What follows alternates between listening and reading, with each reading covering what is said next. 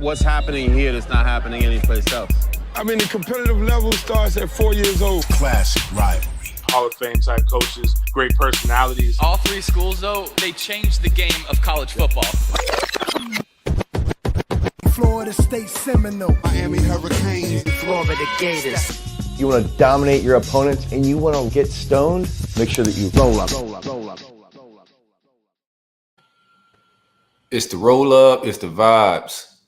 Another beautiful day in the Sunshine State, and I am kicking it with the illest, CJ, Larry Young. What do you do? Chilling, man, chilling. CJ, CJ in my spot. Go ahead, C. How you doing, brother? I'm in your spot. He mixed it up. You know, I looked up. I was like, you had to fix it. We was good. We got it. It switched? No, I've been switched that a while ago. You on the pre-show? It's still showing? I don't know, man. Don't matter. I'm just talking shit. Okay. Everything cool, man. Blazing hot day in Savannah. Woo. Bro, it ain't no fucking joke. Bro, so the crazy part about this, like, well, not to cut you off a little bit, but speaking on the weather, I know we always gotta talk about weather, right? It was actually kind of cool this morning in Tallahassee. Like, it was like mid-60s. It was feeling really good this morning. It's feeling fall. It's beautiful. Yeah, y'all about to lose this week, man, for sure. Yeah, so it was about 65 with us. So I was straight with that. It felt great this morning. So I come out, I leave the office to go to lunch with about 1 o'clock. Oh my God. Yeah, it was kind of like that with us. It wasn't 60, but it was pretty cool this morning. When matter of fact, when we was having that conference call earlier, I was outside, man. It was nice. 9:30, I was like, it feel good, man. Nice breeze. Man, I came back out that bitch at 11. What the fuck happened, man? It's hard. Surprise, motherfucker. Surprise. Right, for real. Some fries, motherfucker. Everything's cool, man. I've been dealing with just some other shit on the outside, but I ain't gonna lie, man. I'm ready to pod. I am ready to pod. Likewise, bro. I need this therapy, man. Yeah. No Cap was a great therapy session for after L. Got to yell with Kwame and all that. We having some issues with Apple.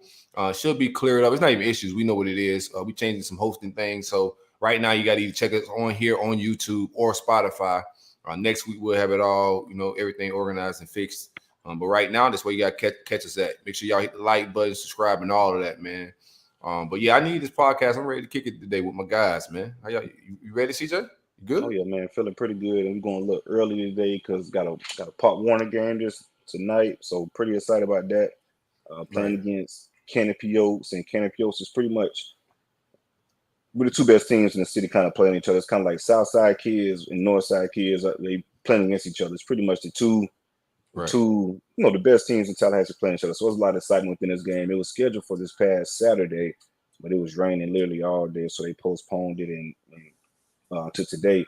It kind of blew me, man. So I hit the fellas about, kind of, because I didn't want to miss it and whatnot because it's a big game. And of course, the pod, definitely going to pod. So I hit the fellas about coming on a little early. They all looked out, man. So feeling real. This is gonna be a real exciting day. Now, when you say like the X-Men, dog. Yeah. Right. Now, whenever you say you could go early, I'm always down for it because I'm helping coaching with my son as well. So I go whenever the pod's done because this worked for me. So on pod days, I'm gonna show up when the pod done, but every other day I'm there on time. But I can get there on time, damn near. By the time they finish stretching, I'll be pulling up, CJ. Right. It'd be straight vibes, man. Yeah, situation. It's been quite the week, though, man. News-wise, the NFL's up and running as well, man. It was a good slate of games NFL-wise. I thought my Jaguars was going to shake some shit, but another letdown, man. I went back-to-back Saturday and Sunday. Nobody wanted to just let the running back do what he do, dog. So it's just a disappointing weekend, but, a week to bounce back, dog, and I'm ready to bounce back, man. We got Bulls coming into town. Should be able to handle business. And Jags, I hope they lose. We just need draft picks, baby. All right. Again, every year. 2023 number 1 overall pick, right?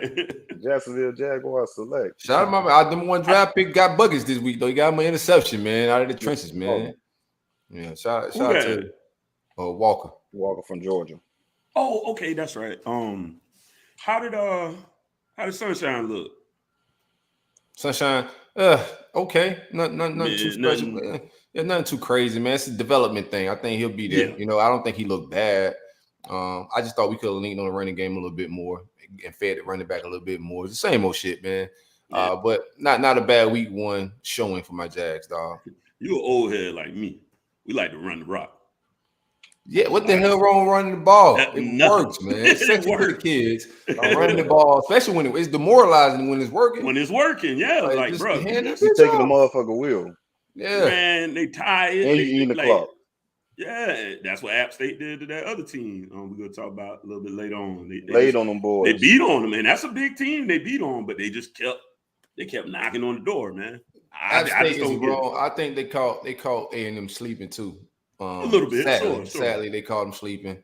I don't know if that's a good thing for Miami this week, but they did. I wish they would have won. Yeah, don't get me wrong. I think they're gonna be more pissed off. Yeah, woke up a little bit. I think we went into that game a little bit like that too against Southern Miss. We'll get into that a little bit later on. Yeah, no doubt.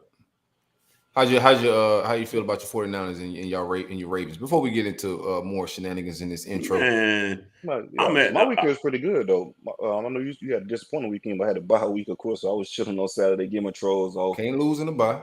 Right, can't lose in the bye. And then the Ravens, they handled business against the Jets. And I went 2-0 in fantasy too, man. So it was a good weekend. Well, you was all right. I went 0-2 in fantasy. Yeah. I went 0-2. I could have used a fantasy team to lean on this weekend, but I ain't playing fantasy again this year, man. Kind of slept on that. I just realized I was like, what happened to our league? We forgot. It's too much going on, man. Yeah, a lot of moving parts, man. A lot of moving parts, but some parts are gonna be stopped moving. But speaking of NFL, what's up with my man Brett Farve? We're gonna get to the Big 3 talk next, but we want to know what CJ gonna be at by the end of the show. So what's up with my man Brett Farve, man, out here robbing the welfares and whatnot? So Brett Favre robbed $5 million in welfare from Mississippians, and granted, we talk about one of the poorest states in the United States of America, right? Just to build a volleyball facility at Southern Miss University where his daughter attended. It was basically him and the governor were in cahoots with it, right? So him and the governor was in cahoots with, what's the governor's name? Phil Bryant, the governor of Texas. Right. I'm sorry, not Texas. I thought his name was gonna be some shit like Balls Hog or some shit. Yeah, so it was a back in 2017 where Brett was basically saying, hey man, is this shit ever going to come back? You're having to blow back on me? Nah, you're good, this, that, another. Okay, keep me posted. And then the governor of Texas will say, wow, I just got off the phone with someone within the governor's office said, wow, I just got off the phone with Phil Bryant. He's on board with us. We'll get it done. Brett said, awesome. I need to hear that for sure. So instead of using $5 million of his funds, he used $5 million of the broke folks' funds. Yeah, this is Hall of Fame quarterback Brett Favre. He secured over $5 million to promote the facility at University of Southern Miss, new volleyball arena, which his daughter played at. What's up, Larry? What's your take? I mean, he made $5 million on them damn copper socks or whatever they sell. The Wranglers too, man. Yeah, Wranglers. Man, hey, when I lived in Tulsa, I didn't know people wore Wranglers till I went out there. It's like Wranglers. That's the gene of choice for the Midwest. I see. I was like, oh, okay. No, that shit popping.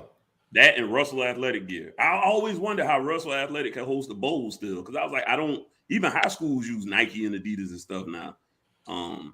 So yeah, like it's just despicable behavior, man.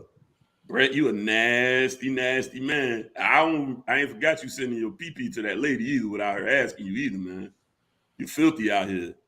Somebody tell Brett I said don't come around no more. You're not invited, bro. They need to ban guy.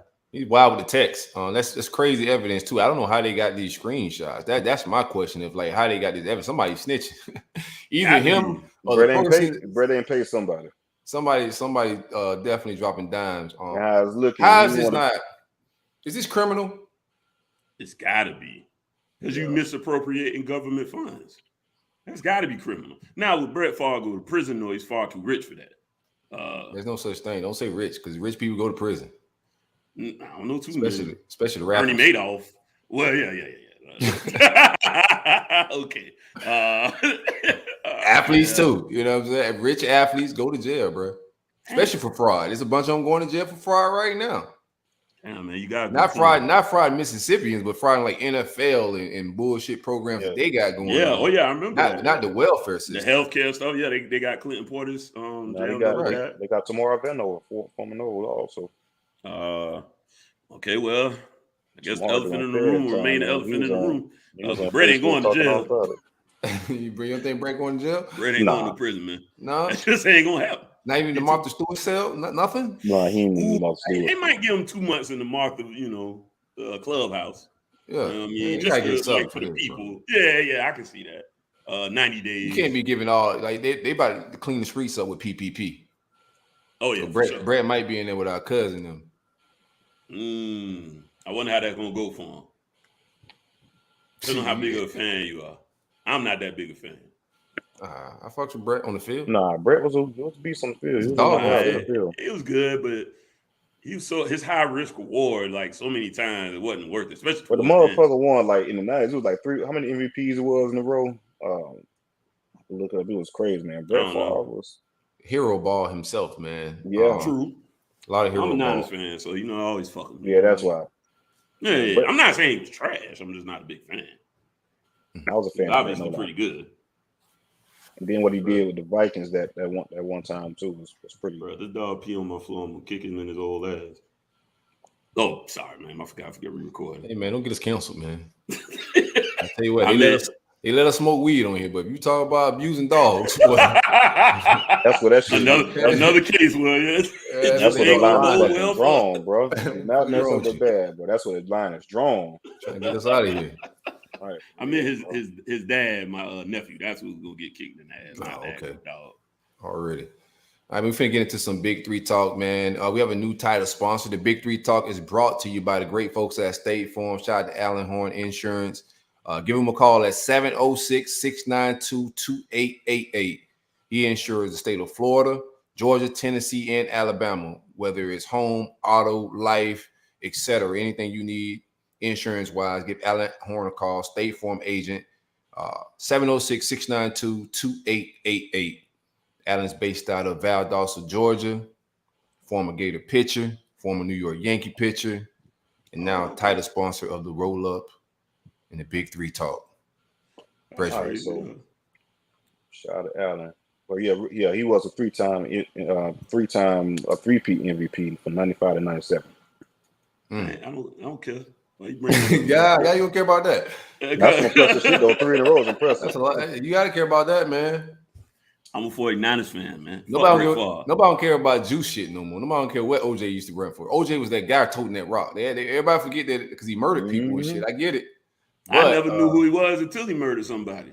Oh, man. Oh, you tripping. I didn't really. I really had no idea who this jackass was. I remember I told you. That motherfucker was cold. Ruined in the playoffs. That's all I knew. Man. Yeah, they called him the Juice for a reason. Juice is loose. Yeah, fuck Juice. I was watching the Magic and the Pacers in one of the greatest playoff series, and they cut this shit off. Magic had the blue on, man. That's crazy, bro. Imagine that. I was like, what the hell's going on? Orlando. That showed you how much juice the Juice had. Rainfall. Whatever. Man, he was running. He was on too many movies and running through airports and shit. So I had who is this guy? And then you pops like, hey, that's the Juice, man. Be respectful. Find out who that is, boy. He's the playoff ruiner. We gotta do our revisit, man. Who want to start it off with the revisit? Last week. Yeah, last week. How you feeling? You good? Yeah, I'll get it to last week. Let's see. Somebody said OJ didn't murder nobody, boy. Child, please, huh? OJ ain't do it. OJ is not black. We ain't got a lie for him. He said, remember? Yeah, he said that. I'm not black. I'm OJ. Hey, that's crazy. God did what he did. What he did. He definitely killed them people, man. Okay, so last week. Quick shout outs real quick, man. Shout out to my man DK, always in the building, pulling up each and every time. Fragrance Journey. We got some first time guys pulling up too, but long time fans, but first time on here. Treyway's in the building on the Kush House. Tay Deezy, what it do, my guy? We hanging out a little bit. Money Green in the building. Larry, how you feeling? Ready? Pretty good, man. Pretty good. Coming off a W. Obviously a sluggish start to that game. When I went and did the rewatch, was that yesterday at work? Yeah, I think so. Yeah, yesterday at work, I just had my phone turned sideways watching the game. Only old people ask themselves questions. Yeah, I don't know. I think I've been doing that shit my whole life, dog. Yeah. Was it yesterday? I always been an old soul. Right. Shit start running together, dog. I think it was Monday, but anyways, we did get away with the victory there. Final score was 30-7. First half, I thought we looked sluggish a little bit. Lackadaisical is what I would say. Seemed like they were already kind of underestimating their opponent, maybe looking ahead, as I kind of referred to earlier, and, not giving Southern Miss the proper respect. Proper respect? You don't supposed to respect Southern Miss. I mean, hey, after the week we saw last week, you better start respecting some of these people, man. Notre Dame ain't respect Marshall. It didn't go well for them, man. Nebraska ain't respect Georgia Southern. I think they probably did. They just got the ass whooped. I think maybe. No. Okay, Nebraska, I give you. Not Notre Dame. Nebraska is just trash. So I can see Nebraska different. Them motherfuckers were sweating. No, they were we got to find out North Dakota. We got to find out what Notre Dame is. We got to find out what Notre Dame is right now. What are they? 0-2. 0-2. Yikes! Yeah, they may be trash too. We'll see. We'll let it all play out. Hey, they got people votes, man. They got Marshall votes, man. Like a bunch of them too. Like 80-some votes, man, to get into the top 25 poll. But anyways, all due respect to some of the things they did have out there on that field. They had several D1 transfer. I think they had, they had 5 from Mississippi State. Oh, I'm sorry. My bad. I'm thinking you told me still on Marshall. My bad, bro. Go ahead. Oh, no. He look at him. He's trying to shout that man.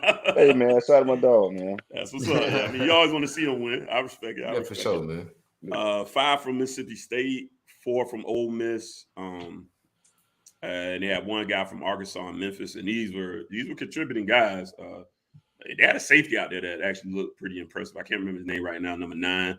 Some big boys up in the trenches, too. And I think they were able to, early on at least, they were causing some confusion on the O-line. Guys were just like simple twists and stunts would just have guys standing there. I'm like, bro, he's right there. And, the pass-offs were out of sync. Definitely sloppy in that first half. It kind of got some things going towards the end of the second quarter. But Tyler took entirely too many sacks. And from what I could draw, he did lock on a little early to some of his receivers. I do think if we had to, I think he had about 5 total, 4 or 5. I would probably split it down the middle as far as responsibility on either the O-line just being confused or him just holding the ball too long and already being locked in. Granted, this is a newer offense. This is obviously more complicated than the Rhett Lashley offense. So he still got a learning curve to get this thing together and totally flesh out the offense. So he's still in a situation where he's got to continue to digest this playbook and totally comprehend it and be able to execute it. So I wouldn't say he looked bad. He just didn't look sharp to start off the game. Second half, we came out and it was a totally different team. One more thing I want to point out with the first half. We went in and it's funny. Some guys were like, well, we want to give some other guys a couple of looks at corner. So we put in Malik Curtis. Man, Malik Curtis was in for 2 plays. And they threw 2 passes directly at Malik Curtis, gave up a big one, and then gave up another big one for a touchdown. So, he had to sit down. No more PT for him. He had an opportunity, and, moment was too big, man. Shout out Coach 30, man. Way too much. Because the week before they played Liberty, and it was a really good game with Liberty. That's why I picked them to cover the spread. I knew Southern Miss wasn't a bad football team. I was really shocked with that first half as well. But you guys did do your thing in the second half. That's why I picked them to cover because they played Liberty pretty tough. Liberty's a solid program. Oh yeah. And I picked us to barely cover, and we barely didn't, and we should have, but left a few plays out there. I do think defensively, another point of contention I had was giving up the middle of the field entirely too much. I I draw that up to some of the lack of speed at the linebacker position. Oddly enough, Corey Flagg is a guy that I've thought has been a little flat-footed. He looked better this game, but his coverage skills, I think, just still leave a little bit to be desired. We got some younger guys in there later. Basaint got in. I think he played about 10 snaps. He definitely flashed in this couple of opportunities. He almost had a pick. He's a guy that I imagine as the season goes on is going to start seeing a bigger share of snaps as we dig further into the season. Like, let's say maybe around game 6, I think you can see him as a guy that starts to get a significant increase in his snap count. Same thing for Chase Smith.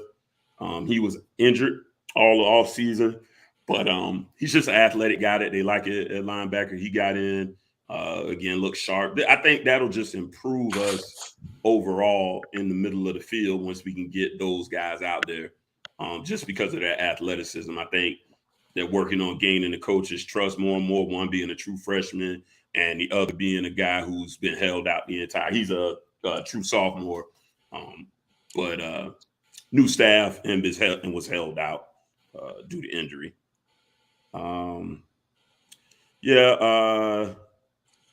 The other issue I would say, I mean, obviously we talked about the deep ball every week so far for us. Still concerning. And QB contained. Giving up the deep ball. Giving up the deep ball. We haven't really thrown the deep ball. Y'all ain't got to worry about that shit this week, I can tell you that. What's that? Giving up the damn deep ball unless y'all just add sheets. Oh, yeah. They got some explosive guys. They got the guys, but it's the play caller, but we'll get to that later. We'll see. Yeah. We'll see. I said all of that versus A&M, and then Jimbo took Marco up top. Yeah, that's one thing about it, though. Jimbo, when it comes to y'all two, man, he definitely have a chip on the shoulder. Yeah, he do for sure. Yeah, and even after that Florida game, man, you see how like when they won, like he was like passionate as fuck, like we just with the fucking Gators, like that shit means a lot to him, no lie. He wear that shit with a certain pride. Yeah, it's cool, man. He should. If it's there, I mean, he gonna take his shots, bro. It's Jimbo. He gonna have a few wrinkles for big games. That's just what he does. He gonna have a few dialed up plays he think he could hit on. I think the boys laid it down a lot yesterday and laid it down a little too much. And Appalachian State ain't bad. No, Texas A&M only had 38 plays that entire game. Appalachian State less than 220 yards. Yeah, and they had 2 turnovers. So that just really fucked them, dog. Like Appalachian State did a great job scheme-wise. It's damn near impossible to repeat for anybody to do. That's true. 38 plays is crazy. Yeah, controlling the clock for that amount of time. I don't know if you're done with Southern Miss. We got to move on for you. I don't know if you're done with Southern Miss. Let's go a few more points there before we get there. I said, hell, I just deleted all my notes. That shit happened to me like a couple times. I thought I did too. I was like, oh shit. Had them all here together a second ago. The whole show with no notes. I'm like, man, what the hell did I do? I'm screaming through all them shits. They gone. I'm like, bro. I remember what happened. I gotta wheezy this shit. Yeah, right. Too many interceptions left on the field. I thought there was one where Al Blaze was sitting there like it was a punt return. Coach Steele ran up on him about that. Like, bro, what are you doing? Like, attack the ball in that position. And he kind of laid back and act like he literally had his hands cupped. And it ended up incomplete, but it should have been an interception. And I want to say like 2 more just bounce straight off guys' hands. Just plays you got to make if you're going to, be able to turn that corner and beat a team like Texas A&M. You got to take advantage of every opportunity that comes to us. We had one interception Tyreek caught and in the end zone, and they didn't blow the whistle or nothing, and he just walked. And they called him dead, said he gave himself up. It's like, bro, come on, man. He used to like like you had it too big, man. Yeah, like it was a moment, and your mind didn't say run. Your mind said, I got to pick. He hung it like walking loose and started walking. Southern Miss player almost knocked the ball out of his hand because everybody kind of walked off as if the play was over, but the play wasn't over. Damn. Right. The play was not over. He had an opportunity to honestly take it all the way back just from the position he was in. he ran it, but then they said, "Hey, man, you stood there like a dummy, so you gave yourself up." Is how they call it. I think it's kind of related to how Kyle Pickett did that slide last year, or the fake slide. Yeah, it was like, look, if you're gonna act like you ain't gonna do nothing, I don't think that's Kyle Pitts. I said Pickett. Oh, you said Pickett? I thought you said Pitts. I said Kyle Pickett, Kenny Pickett. I did. Yeah. Some Something was wrong. Yeah. Kenny Pickett. I think it's the same in the vein of that same thing. So defense definitely just got to tighten up. QB contain has been an issue again. Just got to lock the edges down. Pass rush from the edge, I feel a little lied to. Haven't seen anybody really. I see guys that get back there. I told you. Well, it's you ain't telling me shit. You damn sure did. They get back there, but there's times where they need to just kind of corral the quarterback and then whiff him. Maybe if they're just too excited about, I'm gonna get a sack. It's like, bro, just play it properly. Excited about getting a sack is wild. I'll be too. It's there. They run by pause, the guy. Man. Yeah, pause, bro. Yeah, pause. Yeah, that do sound crazy. Yeah, we'll definitely throw a pause on that.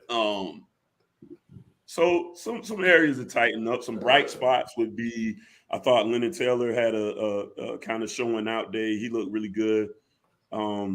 Stevenson did well both on special teams in the return game. And, he had pick. I think he had pass breakup. Just had a sharp game. Corey Flagg, probably one of the best games I've seen him play. Do you think Leonard Taylor's a better game performer than practice? Because this not his first time that he didn't start, but when he gets on the field, he's productive. Well, it's kind of weird to say. I don't think he's necessarily not doing it in practice per se, as much as he got some old heads on that team that's, probably a little more polished, and they hungry. They trying to get to the league. We brought in, all these guys. We brought in Liechtenstein. We brought in Moultrie. Moultrie was the last guy I was actually going to give some credit to. He looked really good up front as well, the guy we brought in from UAB. So I think he's, he was right at home against Southern Miss. Yeah, I know these guys. I know these guys well.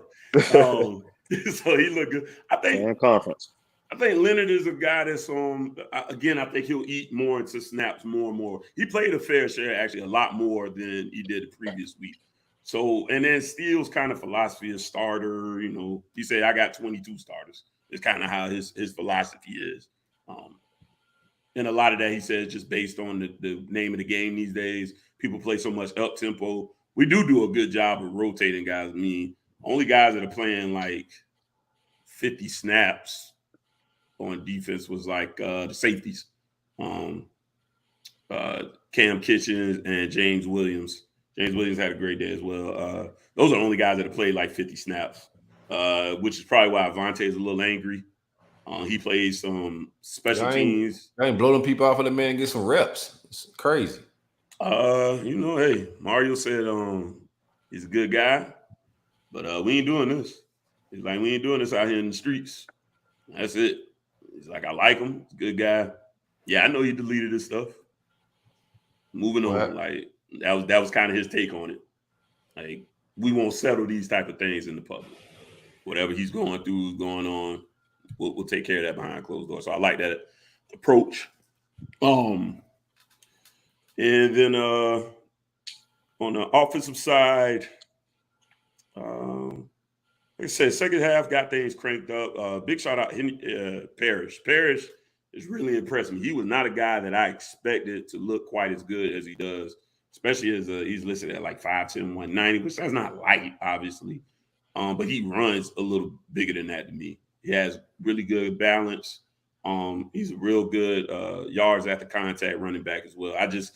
I expected him to be a good contributor to us, but as things look right now, I expect him to possibly be, RB1 going forth. Just the way he's able to catch. He's blocking well, and he's just a determined runner, man, with great balance. He should have had another big run. But Ja'Kai Clark, which would have been a touchdown, Ja'Kai Clark blocked somebody all the way into Southern Miss's bench. Like, I don't know what he was seeing or doing, but they called it back on the personal because he just wouldn't quit blocking the dude. I don't know what the hell he had going on in his head. So, you know, some of that goofy shit still got to go from this team. And that's the kind of stuff that prevents me from saying we'll go, 10-2. These type of things got to continue to be cleaned up. You can't just block a man literally all the way into the bench when the play is clearly over. So, but Parrish did great. Restrepo looked awesome again. And the O-line did tighten up in general in the second half. That's about it for that game. Andy Borregales, specialist of the week, so shout out to him for that. What was the O-line issues in the first half? Was it run game or pass pro? It was pass pro, not understanding some of the stunts. They weren't getting beat like, man on man. It would just be a guy would like twist or stunt, and the pass off wasn't there. So he ended up running around both of them because the communication wasn't there. So That's definitely got to get cleaned up. It wasn't just getting like manhandled or anything like that. Just, not taking care of business, not understanding where each man is and what he's supposed to be doing. You concerned with your lack of explosives from the offensive side of the ball? I know the run game is steady at about like 5 yards a carry, but are you concerned with like the lack of explosives? I think out of all three offenses, y'all have the least explosive offense out of all three. Think so? Well, I don't know. I ain't seen much out of.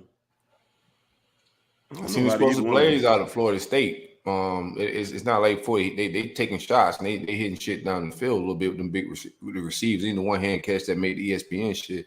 Some explosive plays that happen. Mm-hmm. I'm not sure if I'm saying that. I just watched the Southern Miss game right before I got on here. But I don't think offense looked terrible in the second half, but I don't think it's explosive either. I think that's fair. Rooster could fix that this week. Possibly, yeah. He didn't look too great in the few snaps he did get, but I think a lot of his game was just getting the rust off, getting a little contact, just getting him, prepared. He will be ready for this week. Him and Zion will are 100% go this week full speed. So that was something else interesting. Oh, let me answer your question real quick. Concerned? Yeah, you got to be somewhat concerned. I think Keyshawn Smith is another guy that he showed up really big in the special teams for a second week in a row. I did forget to mention that. So I know people going, is this opponent, that opponent? Man, I ain't seen no explosion out of Miami in special teams in a very long time. I don't care who we've been playing. It just hasn't been anything there where you got a guy that's, next thing you know, he's running up the field and getting 40 or 50. That just hasn't been a part of the program for a while. So I do want to salute him and Tyreek for that. But I think Keyshawn's a guy that has that ability. I don't think we've gone to it yet. I think they're going to have to go to it in Texas A&M. So, yeah, I call it a concern. I think one hand washes the other. So the run game has been good. I don't think we'll be able to run, obviously, as well against Texas A&M because it's big old boys up front. It's going to have to be a method to the madness when it comes to running with them. I don't think you're just going to bully. So, yeah, I'm concerned. I think it can be fixed through some play calling, and I'm not so convinced that these guys, like they talked about the drops. I so far, I think I've only seen one drop, and that was by Rooster that I could recall through the first two games. So let's see if we can go up top a little bit. It's gonna be a challenging secondary too, though. So, but concern's fair. That's about it for that week. I can recap mine, man. I got to watch. I was at the game, so I didn't get to watch and see the body language from AR that we talked about on the No Cap show. If y'all haven't checked No Cap, go check it out. It's a reactionary show, post game of fan vibes. You could call in and hang out with us a little bit. But we you guys brought up his body language. You can't feel that at the game. You can't see the sidelines like that. So I didn't get that. But I did see his body language watching it back on TV. I didn't like it. I think it's a way for him to grow from this, and I think he'll grow. I like everything I heard from AR post game, and Billy as well. There's a lot of talk about just the hype of it. He admitted in some of his post game about getting caught up in the McShay takes and people saying who's the better per quarterback, and after certain hits that he kind of wanted to get into some throwing the ball more. He said he think that probably affected his play and some of his checks. I didn't get it, and I said it from the moment after the game. I didn't get the play call, and I didn't get what they was trying to prove with throwing the ball 34 times. That's my biggest takeaway from the Kentucky game. You know, it was just the style of play. AR made 2 mistakes that cost us the game. Two key turnovers that pretty much gave 16 points up. The defense did a real good job of keeping Levis, who's supposed to be a first-round draft pick. He hit one throw that's very suspect. That definitely hit the ground, but how the rest want to call it, cool. And shout out to Kimber, he was draped all over the receiver. If it is a catch, it's a great catch. But overall, we kept that offense in check. It wasn't a lot they could do. When they did move the ball, we were able to buckle down and get the ball right back. Shout out to Gervon Dexter. He got an interception. Our defensive tackle shot Desmond Watson. He's playing more snap than I thought. He got 25 plus again. He looked good. Brenton Cox played a really good football game. Overall, man, my linebackers were getting their ass chewed again. Ventrell Miller got hurt in the second half, so I think he's going to be out a couple of weeks. So the young boys, Scooby Williams and Shamar James, will get opportunities in the next couple of weeks to see if they can run with these tight ends a little better. But Ventrell's getting cooked at linebacker, as well as Bernie and my man Trey Dean when they walk down. So that's going to be a reoccurring thing. USF don't have the type of athletes at tight end that causes any problems this week, but I think most teams that play us are going to look at that position as our weakness, especially as good as our defense is playing. They're going to attack the one weakness that we do have, and that's linebackers and coverage. With Ventrell going down this week, never like injuries, but it is a good time for like Shamar James, who had a really good football game this past week. And he got a couple quarterback hurries and a tackle for loss. It's a good opportunity for him to get plenty of snaps and be the guy that's calling the calls and aligning everybody at the linebacker position while Ventrell's on the sideline. So excited to see what injury-wise, excited to see what Shamar does, but injury-wise as well on offense, we lost Michael Tarquin. He left the first half. Haven't got any update. I don't think it's anything serious. He was still on the sideline. But Austin Barber, kid from Jacksonville, pretty like he stepped in, wasn't any drop off. They said they don't expect any drop off when Austin Barber's on the field, redshirt freshman. He played really well. Right, yeah. I think it came down to us and y'all with him. Yeah, pretty much. Y'all offered him after, and I was like, oh, he going, he's Jacksonville kid, so I knew that's what it was. But I like that kid Tape. He's mean. Got a nasty streak to him. So it had a very good second half, man. I thought the offensive line played good. We just should have committed to the run more. Between Etienne and Montreal Johnson, those boys are averaging 7.5 a carry, which is really good. Both of those guys are also running the ball better than Naquan. We're starting to see why these guys flew up the depth chart, even though they were younger, because they're a lot better. I think Etienne may be the very best one as the true freshman. And he didn't come in spring football. He came in over the summer. So this playbook in, that's just good pedigree and a good football player, man. Some shit you just can't teach. He got great instincts and got a nose to find like cutback lanes. He finds the end zone when he's in the red zone. They got to feed Trevor Etienne the ball. I wouldn't mind seeing it. Nothing personal. All this is football takes. I wouldn't mind seeing Naquan get the ball less. I think he's third in the room right now when it comes to overall talent. Look that way. I definitely liked y'all run game in that. Kind of real quick while we there for a second. You talked about Billy having to adjust somewhat, because like you said, he's his first time at this level. Do you think this last week was kind of example of where, he got in his own way a little bit? Yeah, in my opinion, I think the I don't know if that's the levels. I think the philosophy, I think some of the moves he made with the fourth down calls were level, but they didn't cost us the game. Mm-hmm. The more concern I would have after watching the Kentucky game would be the style and the lack of adjustments. Once you see this guy's pitching it around, he's off. He's having an off night. We got to adjust, regardless of what the numbers are saying. We need to run at this team. We're getting 7.5 a carry. Let's just run the ball and do what we got to do to get us out of here with a win. So philosophy-wise, I'm a little concerned with and I'm not even gonna say the plays weren't there. It was plays there for AR to hit.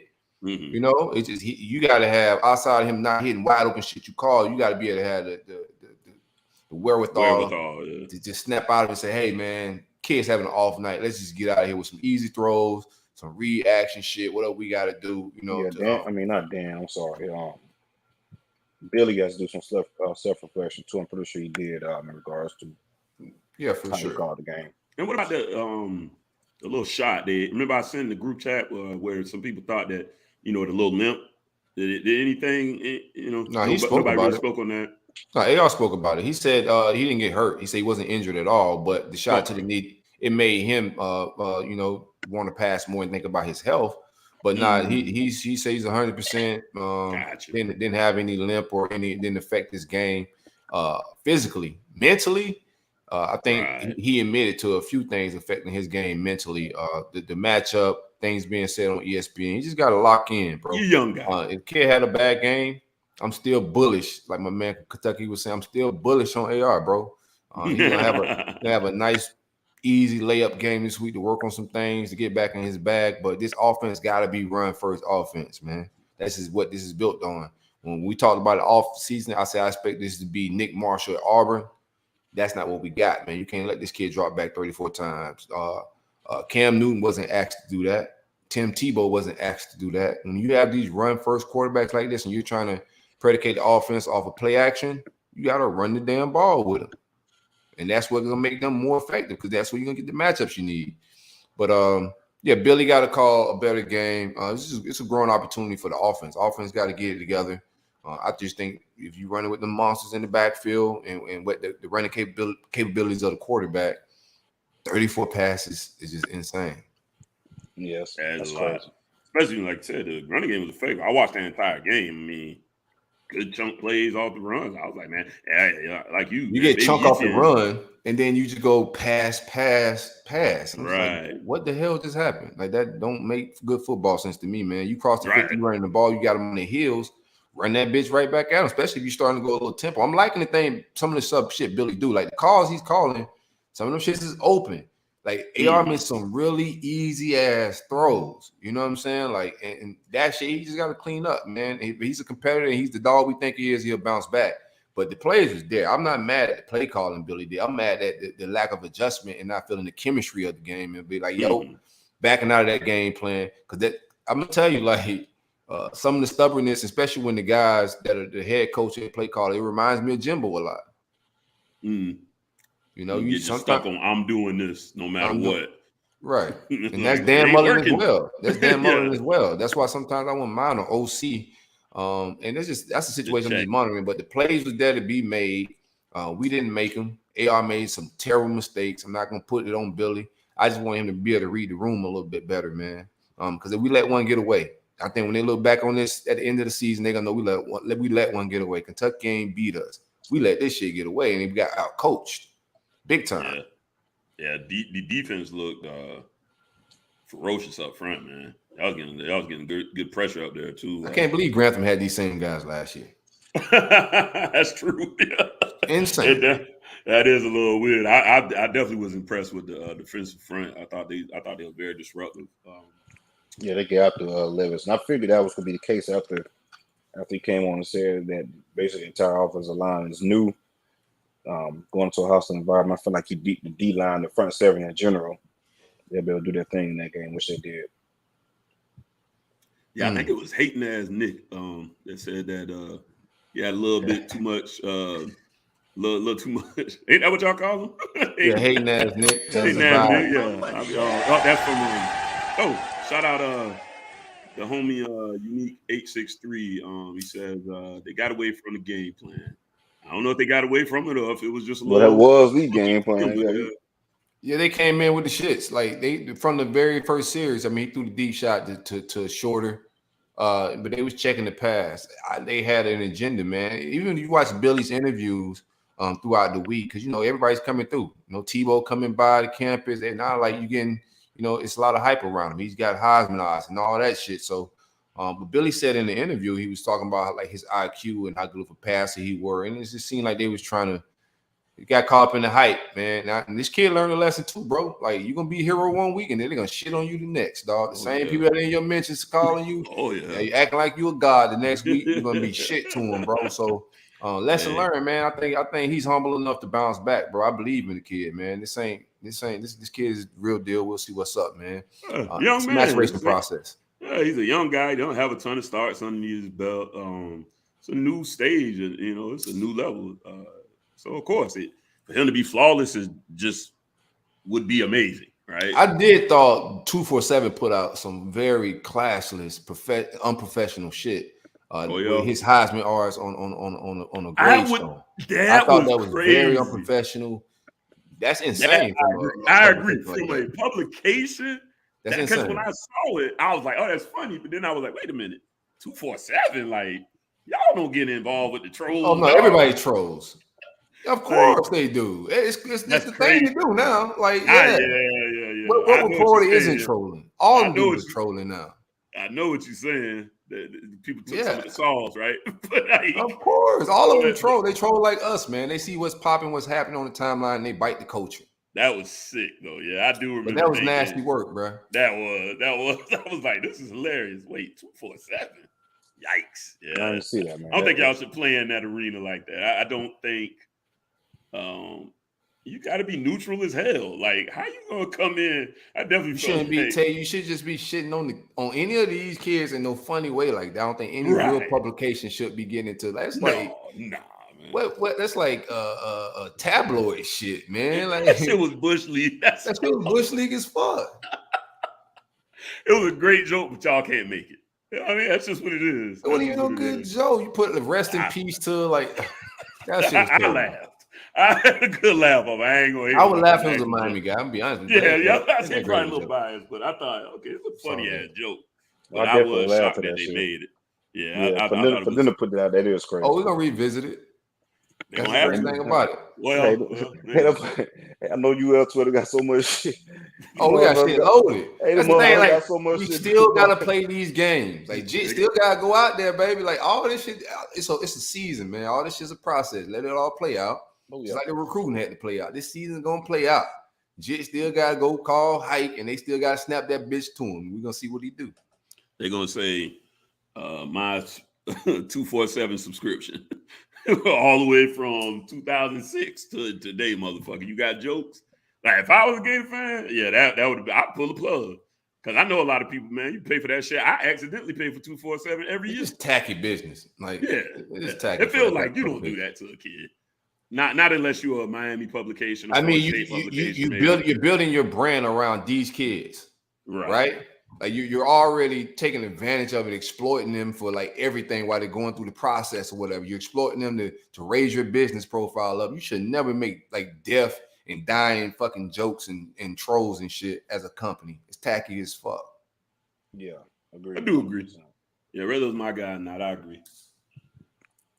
What you got, man? You want to review the all bye week? What you did, bro? Yeah, bro. So reviewing the bye week, man, just chill, got on the grill, watch some games, flip through the channels, no worries at all. But one thing I will say, the coaches did get out on the road this past bye week. Just a little bit of recruiting tidbits. I know Odell went and go see Jordan Hall, defensive tackle in Jacksonville. He's planning to get up to. Why y'all wasting your gas going out there, bro? Nah, I'm telling you, man. Jordan Hall, Odell got a pretty good relationship with Jordan Hall. He's working that commitment. Not commitment. Excuse me. He's working that recruitment pretty good. Mike Norvell, he spent some time in South Florida. Went to visit. Well, not visit. Went to go see Hakeem Williams play at Stranahan. Also went to go see Jaylen Brown and FSU defensive end commit for the 2023 cycle. Man, lost my train of thought in regards to his name, man.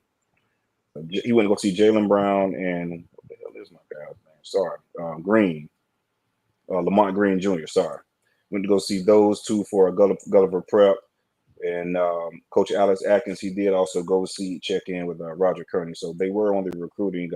They used the bye week well to go visit some recruits. But the main piece there is for me is Hakeem Williams, of course, especially coming off the New Orleans trip.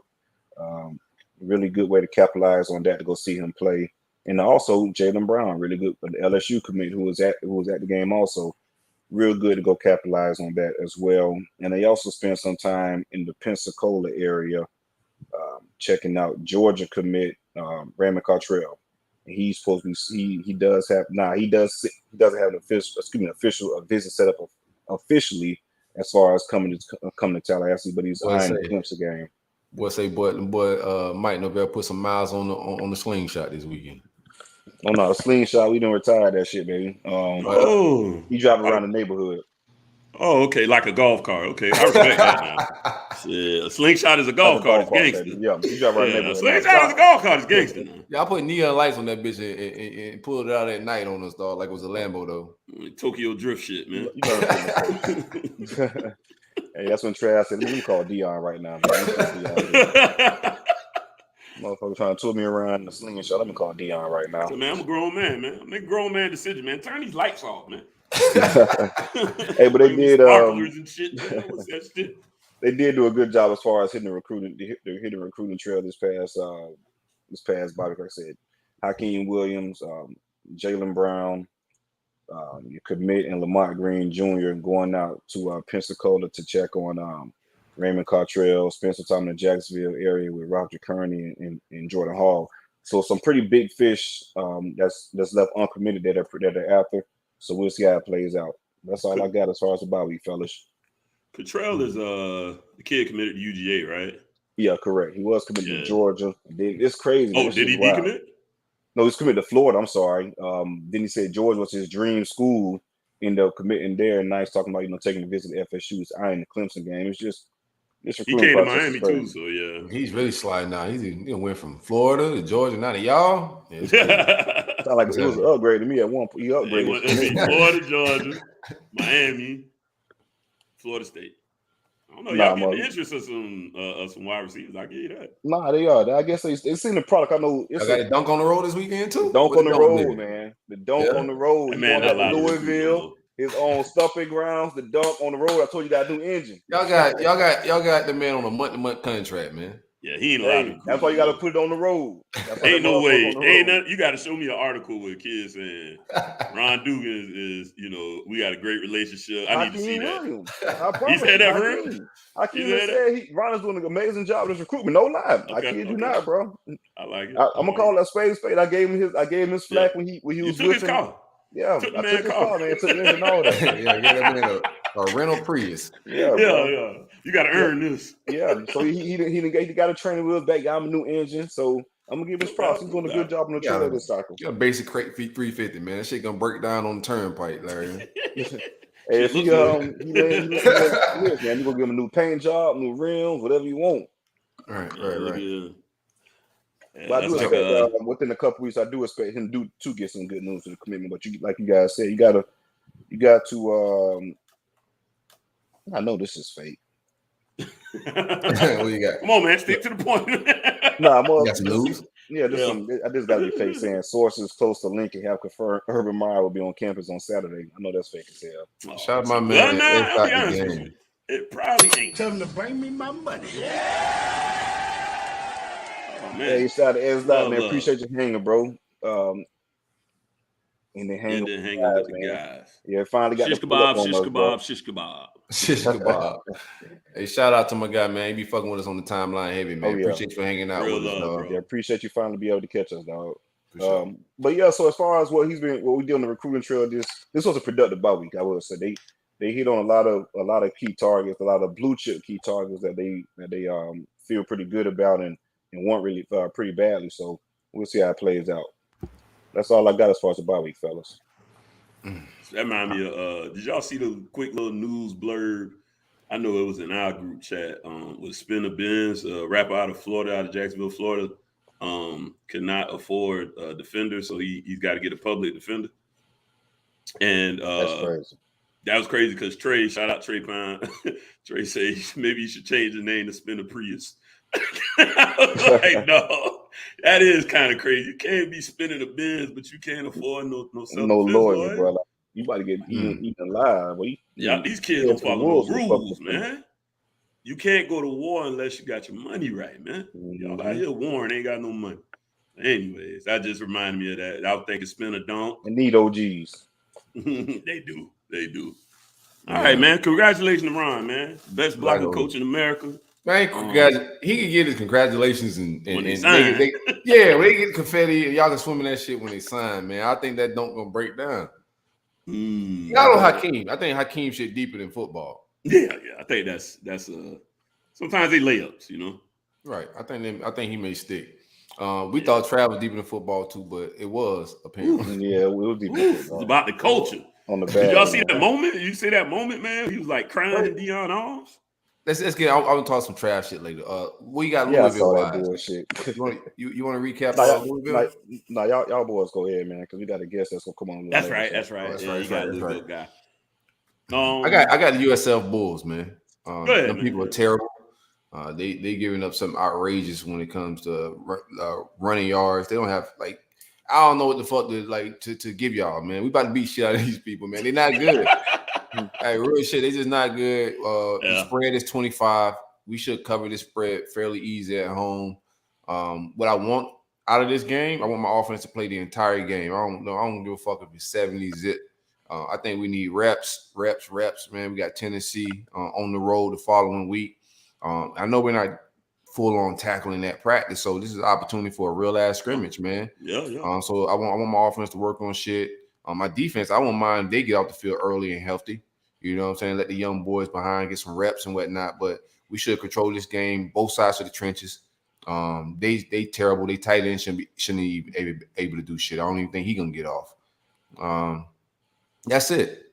I don't think there's a whole lot to expect out of this football game. I want to get an easy win, get out of there healthy, and get ready for Tennessee, man. But let my guy get his numbers. This is a game he should get chunk yards in and get his name back on into the ESPN top 10 plays and shit. Just get off. Go out there and do your thing. Eat. So we won't have people mad like Avante Williams, man. So get up big, let the young boys play. Gotta get up big, let the young boys play, or they're gonna take all your shit off the IG. I don't go. I'll take it, shit. My safeties is nice, you know. Hey, so I think man, Jimbo for all that shit. James Williams and Cam Kitchens. Okay. And Vontae kind of was right there, but he missed the time with the the incident off field, and looked like Cam done kind of ate into that.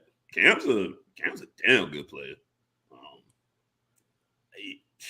He's really cerebral, and he's got the athletic tools to back it up. So, I mean, I don't know. I don't want Tay to leave, but I'm like Mario. We ain't settling this out here. Sit back and figure it out, bro. Figure out what's going to happen to it. We on IG watch though, for sure. What's your score prediction? Still IG watch. I would have never known if people ain't tell me.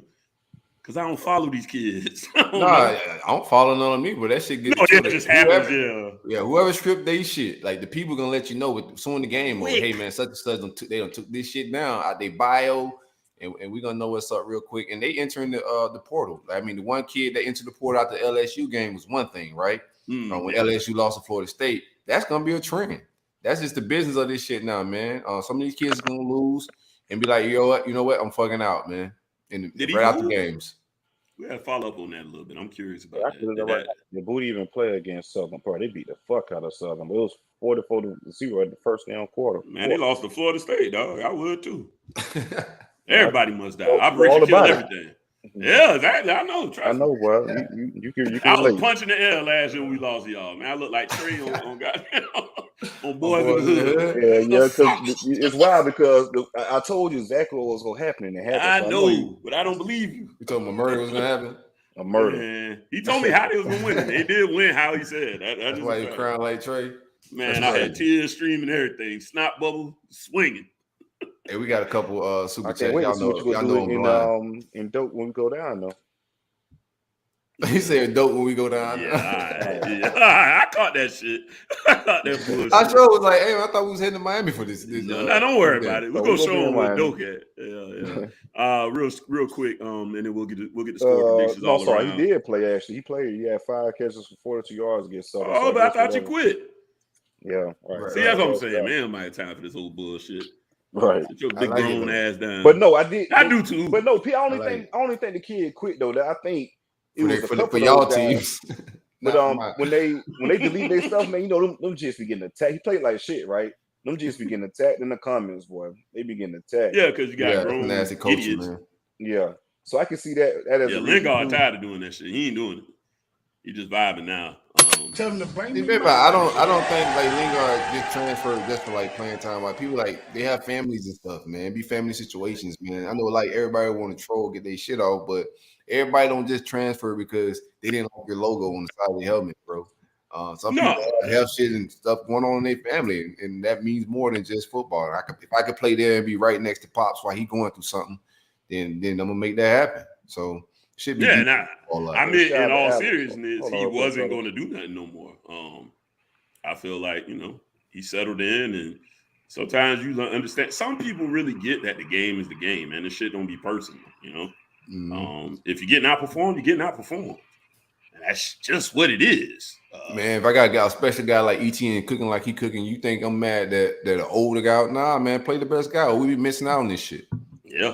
Shout out to Alice for the donation. Said the Cars D line is soft. 130 in run defense. FSU should be able to run with the four-headed monsters.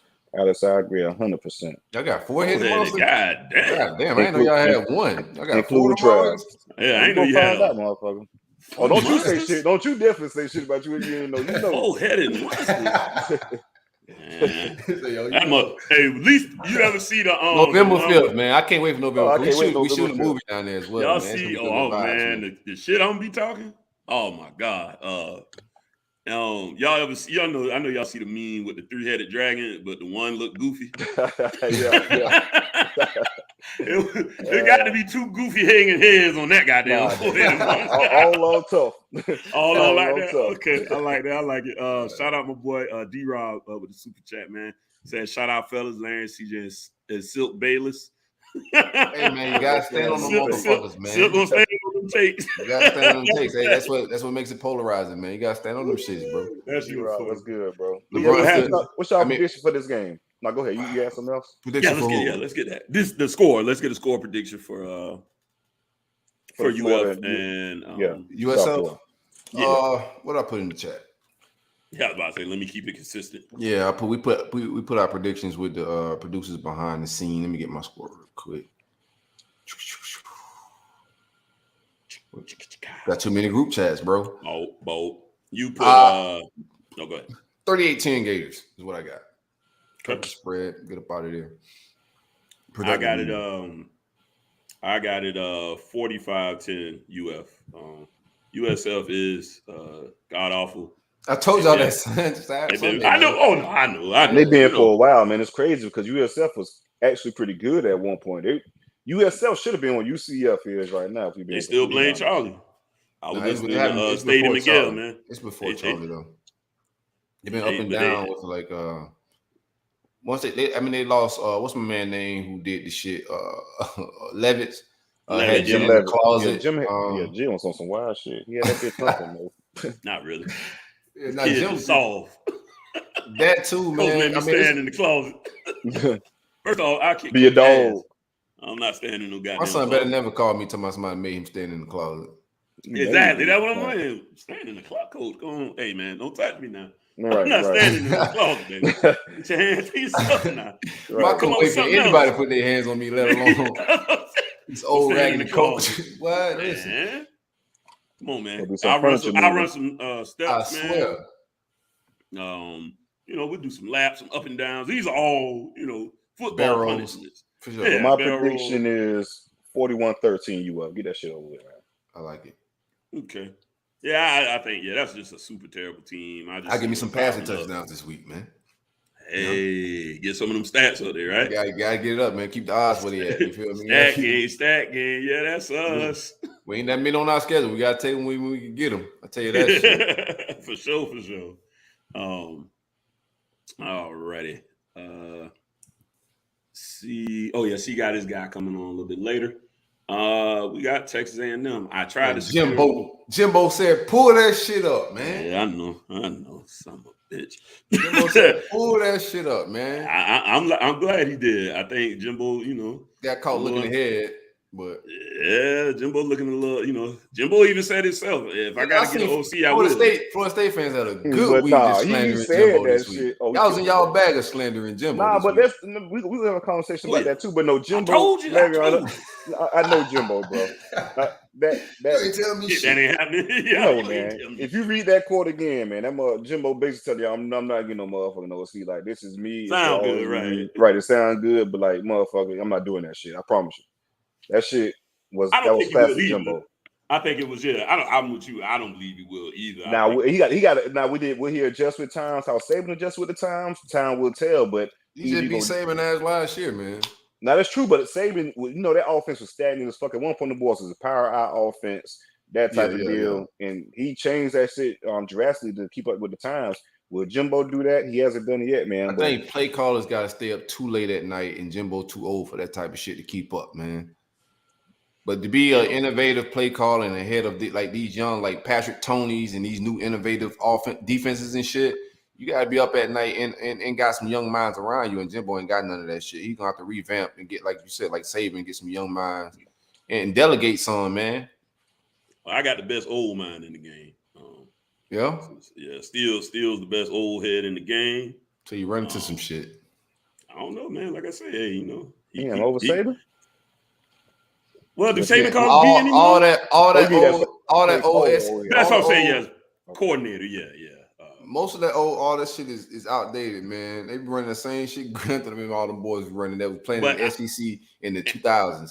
And I think that's what separates Steele is that he really is very much about adjusting to every single opponent and really studying his guy. And remember, he was the DC with that Auburn team that, held that legendary LSU team to what, 24, I think, was that total on that game.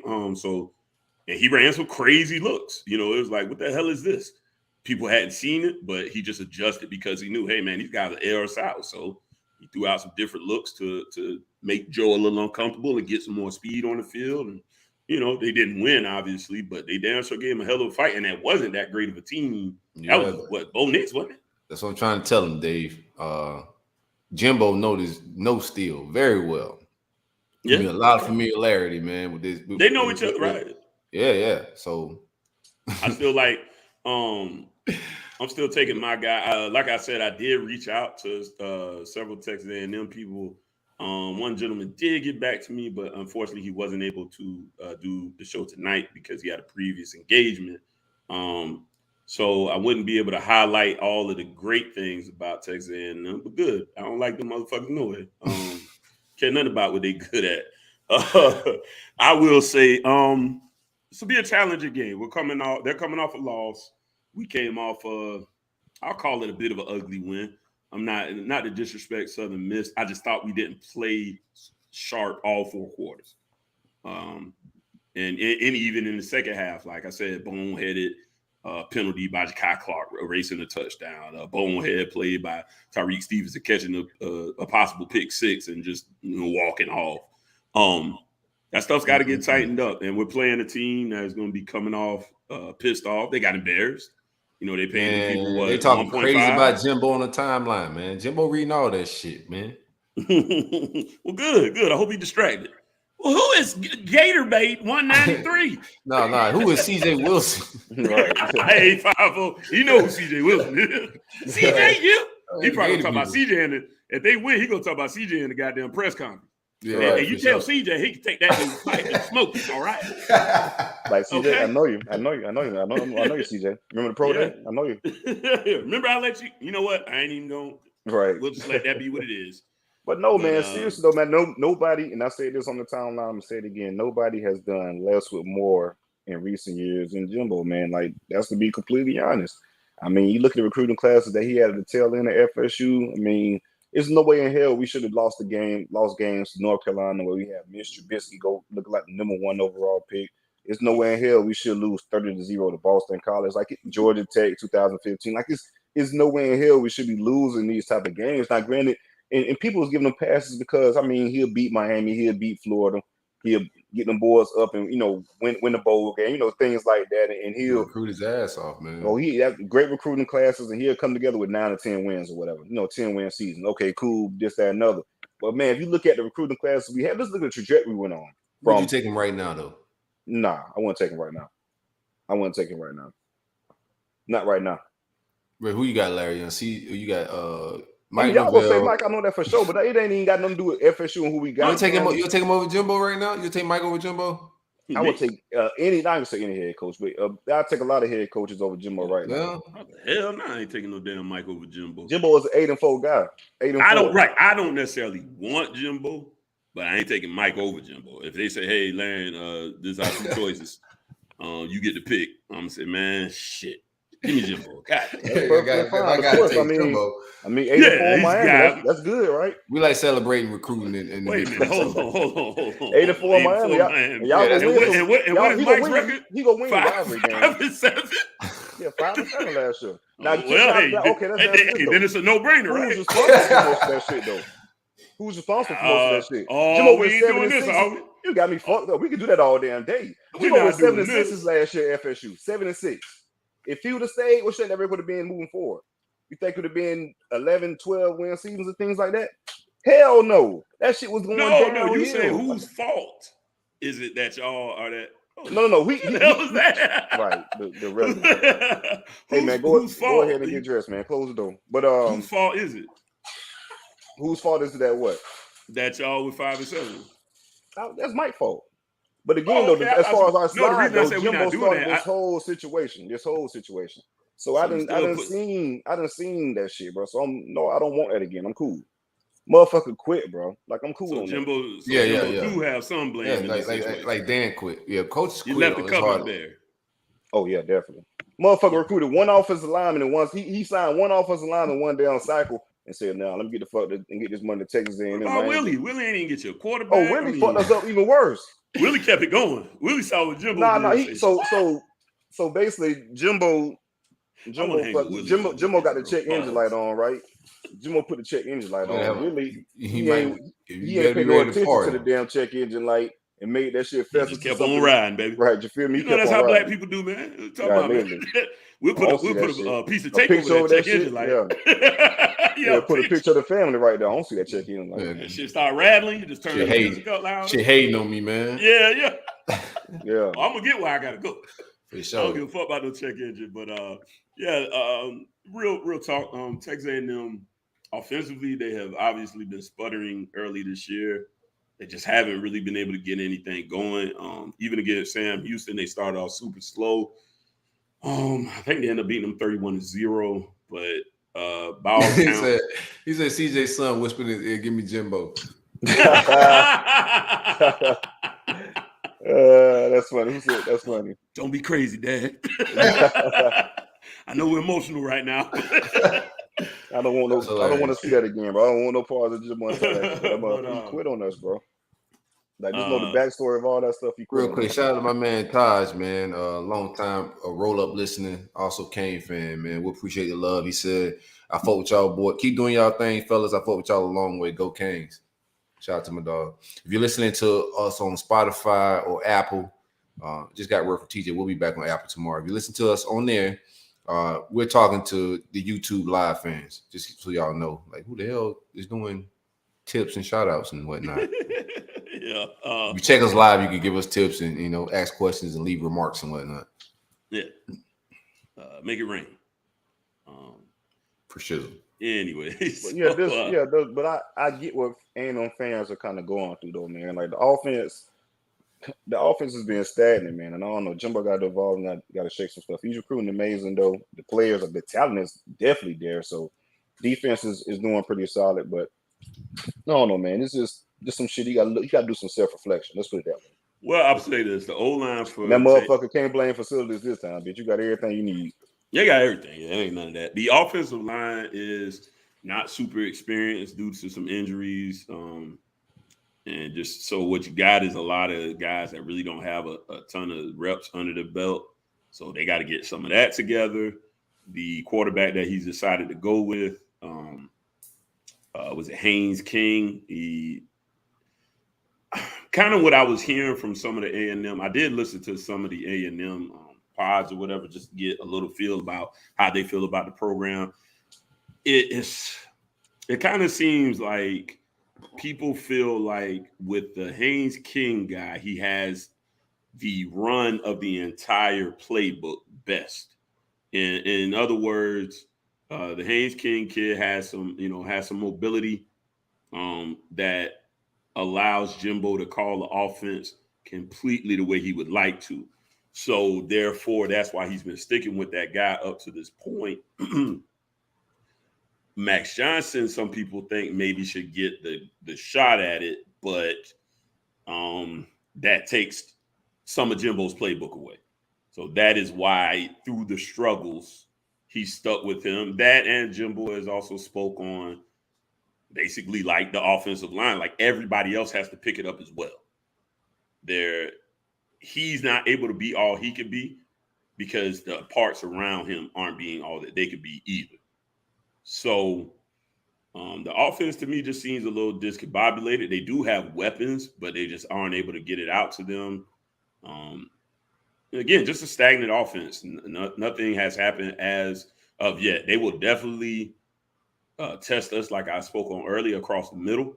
So, they should be, I would expect them to try to eat across the middle of the field and definitely the deep shot. If we aren't able to generate the appropriate pressure, for sure. Everyone so far has definitely got some deep passes off on us in these first 2 games. So I would think nothing less of them to try to test our chin there as well. Defensively, really big defensive line. I mean, these guys are, their DTs are 320. Their DNs are 280, 290. I mean, these are big guys. That's one of the reasons I think Shamar Stewart went there. Kind of to fit that mold of the bigger defensive end, because there were some talks of does he go inside or stay outside. We did a good job recruiting him down the end, but I think ultimately a big part was the relationships were built. And if you look at how they build that D line, he fits the mold of those kind of guys there. So they're going to be real stout up front, especially against the run. I don't know if they'll generate the most pass rush, but that line is definitely built to try to stop the run first. I hadn't heard a ton about the linebacking courts, but I do know the secondary is heralded as a pretty good group all in all. With all that said, Miami rolls into College Station, 100,000 deep, 100,000 deep, man. All about the business. You think your young boy, you think Van Dimes can handle a crowd? He couldn't handle dope. You think he can handle this shit? Dope, man. He couldn't handle dope. But that was get loud in that motherfucker over there, man. Get loud out there. That was his first, experience, man. And I think what I think though is I like about Tyler is I think he takes a little bit of that personally. It was a quote of him saying he likes getting, booed and the intensity of the crowd. So he's learning, I think, to use that as fuel for the fire. He actually just said that. So I like that. I like that attitude of, I want to make him quiet. I want to get in there and they want to hate and they're going to boo. And so he's going in with the right attitude. I'm ready for this atmosphere. We're going to go in Kyle Field, 110,000 deep, bunch of khaki, I guess military wear. I guess, what is that? Are they like ROTC? Is that what that is? Yeah, ROTC. I'm assuming, a lot of that, buzz cuts. And we're going to impose our will, man. Good point, Alex. But we're gonna get Dave real quick. Shout out to Dave for the donation. How can Miami overcome the handicap of Restrepo at receiver 1?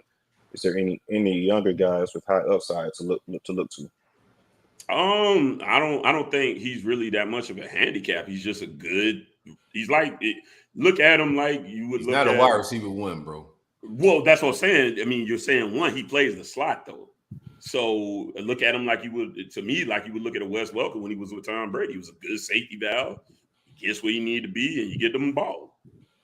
Tough little runner. He was 200 pounds. I think he said, how do you overcome that? You can't bank off. That shit sound good with Wes Welker, but It's going to be hard to bank off that slot wide receiver, man. Can they cap of him being the receiver one?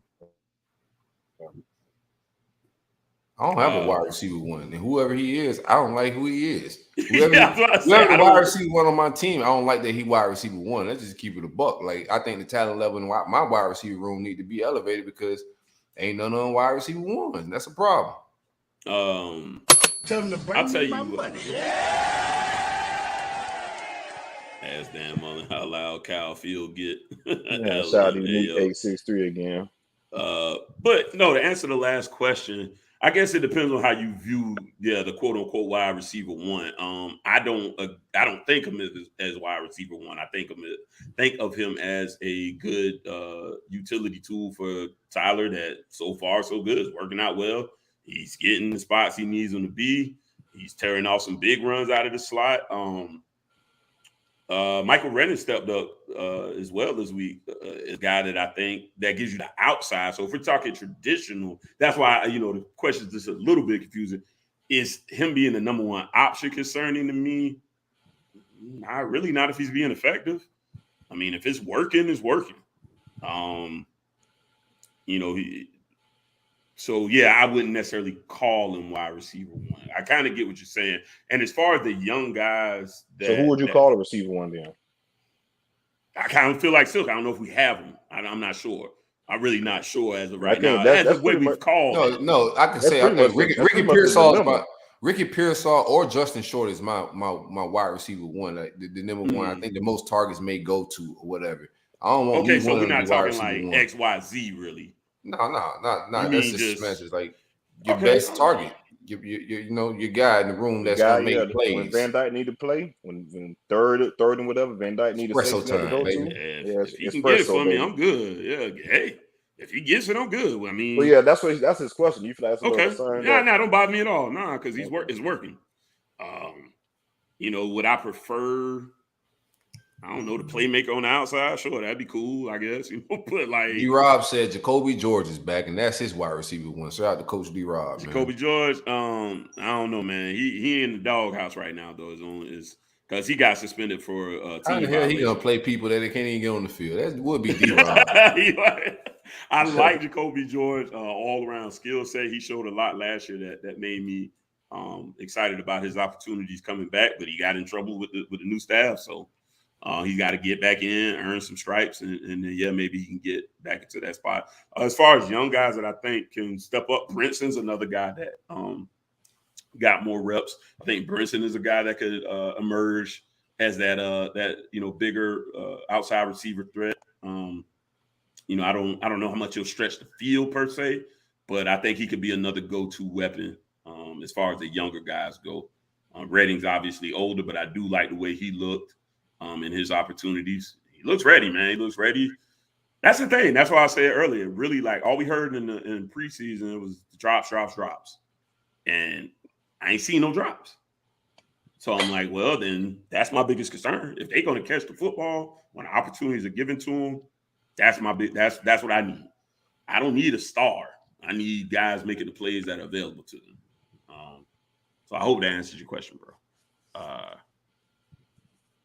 That was it for the super chat. Hold on, there's one more. Shout out to the homie Taj, I want to say. He says, keep doing y'all thing, fellas. I fought with y'all the long way. Go Kings. Appreciate it. We did? Oh, my bad. I'm looking at it wrong.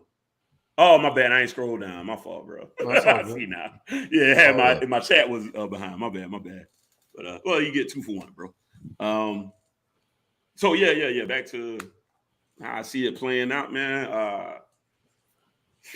We're going to work to run again like a battering ram. Try to wear them down. That is the negative of having some of them big boys, the endurance up front too. We'll try to take some of what the App State did well. Gonna try to hold the ball, have possession of the ball, keep the crowd out of it. It's going to be tough. I mean, 110, man. That's probably top 5 hardest places to play in football. When that crowd gets going, that's a very raucous environment. So, y'all had good prep last week, though. We had good prep last week. What you mean? Yeah. Crowd noise. I heard that shit. It was too hot, man. It was so funny though. Like that was really funny to me to see. It was 17 people at that game. Yeah, no, that was so crazy because everybody came to Bethune-Cookman. Bethune-Cookman had a great turnout. We turned that motherfucker. I told you that. I Yeah, told you there was a lot of Miami in there too. I get that. Okay. There's a lot of Miami in there too. But I mean, either way, it was a nice crowd. Period. And then my boy Dibby dropped a damn tweet, man. That's a concerning tweet, man. A lot of people was talking about how it's so much to damn do Miami, blah, blah, blah, blah, blah. You go to the following next day, the Sunday, Sunday with the Dolphins. That shit, it was a real nice turnout in Hard Rock. Dolphins tickets cost more, man. And tell them damn Dolphins fans to go to the Canes game then. Tell him to quit being a South Floridian that tried to tell me I couldn't be a Miami fan because I'm from Georgia and he from Miami and like Florida State. Dibby don't make the rules around here. None of the rules. Damn you, Dibby. That's my dog, man. I fuck with Dibby, man. I did think. I mean, he had a good point, but I'm like, well, tell them damn Dolphins fans to go to the Canes game because I know all them motherfuckers ain't Florida State fans. That just ain't gonna add up. So it's like going to the same club back to back, bro. You can't do that shit. You can't go to the club the same club Friday and Saturday. You can't do that shit. You pick the best night. Exactly. And they'll play the Patriots. The best night. Pick the best night. Fine, yeah. Patriots or Southern Miss. I would have took the Patriots too if I was only going to one. I don't know, man. If you got $5 tickets in, you don't know, you might get shaken. Hot, man. $5. I sit on my couch. I ain't gonna hold you. Y'all kiss my ass. Y'all gonna make the jokes anyway. What the fuck I care? Hey, I'll buy the ticket. I just couldn't fathom, dog. My favorite team right down the street. I don't know how people don't go to the games. I don't understand it. Everybody don't have the same fucking interest in shit, but that's true. There's no way. The timeline energy be different than real life. Yeah, that's true. And I heard, it's funny too. I heard the parking lot was going crazy out there still. Like well into the game. People a car got blew up, man. You see that shit? Yeah, on that. Y'all the Dolphins game. That was crazy. Dog, somebody said that was the UM game. Oh, that's crazy. I think it was a UM game. Wait. Yeah. Say they left. I seen Mondo post that shit Saturday, man. I'm pretty sure it was a UM game. Well, either way it went. Some dumbass. I think it was our game. Some dumbass put a damn grill back in the car, man. They put a hot grill.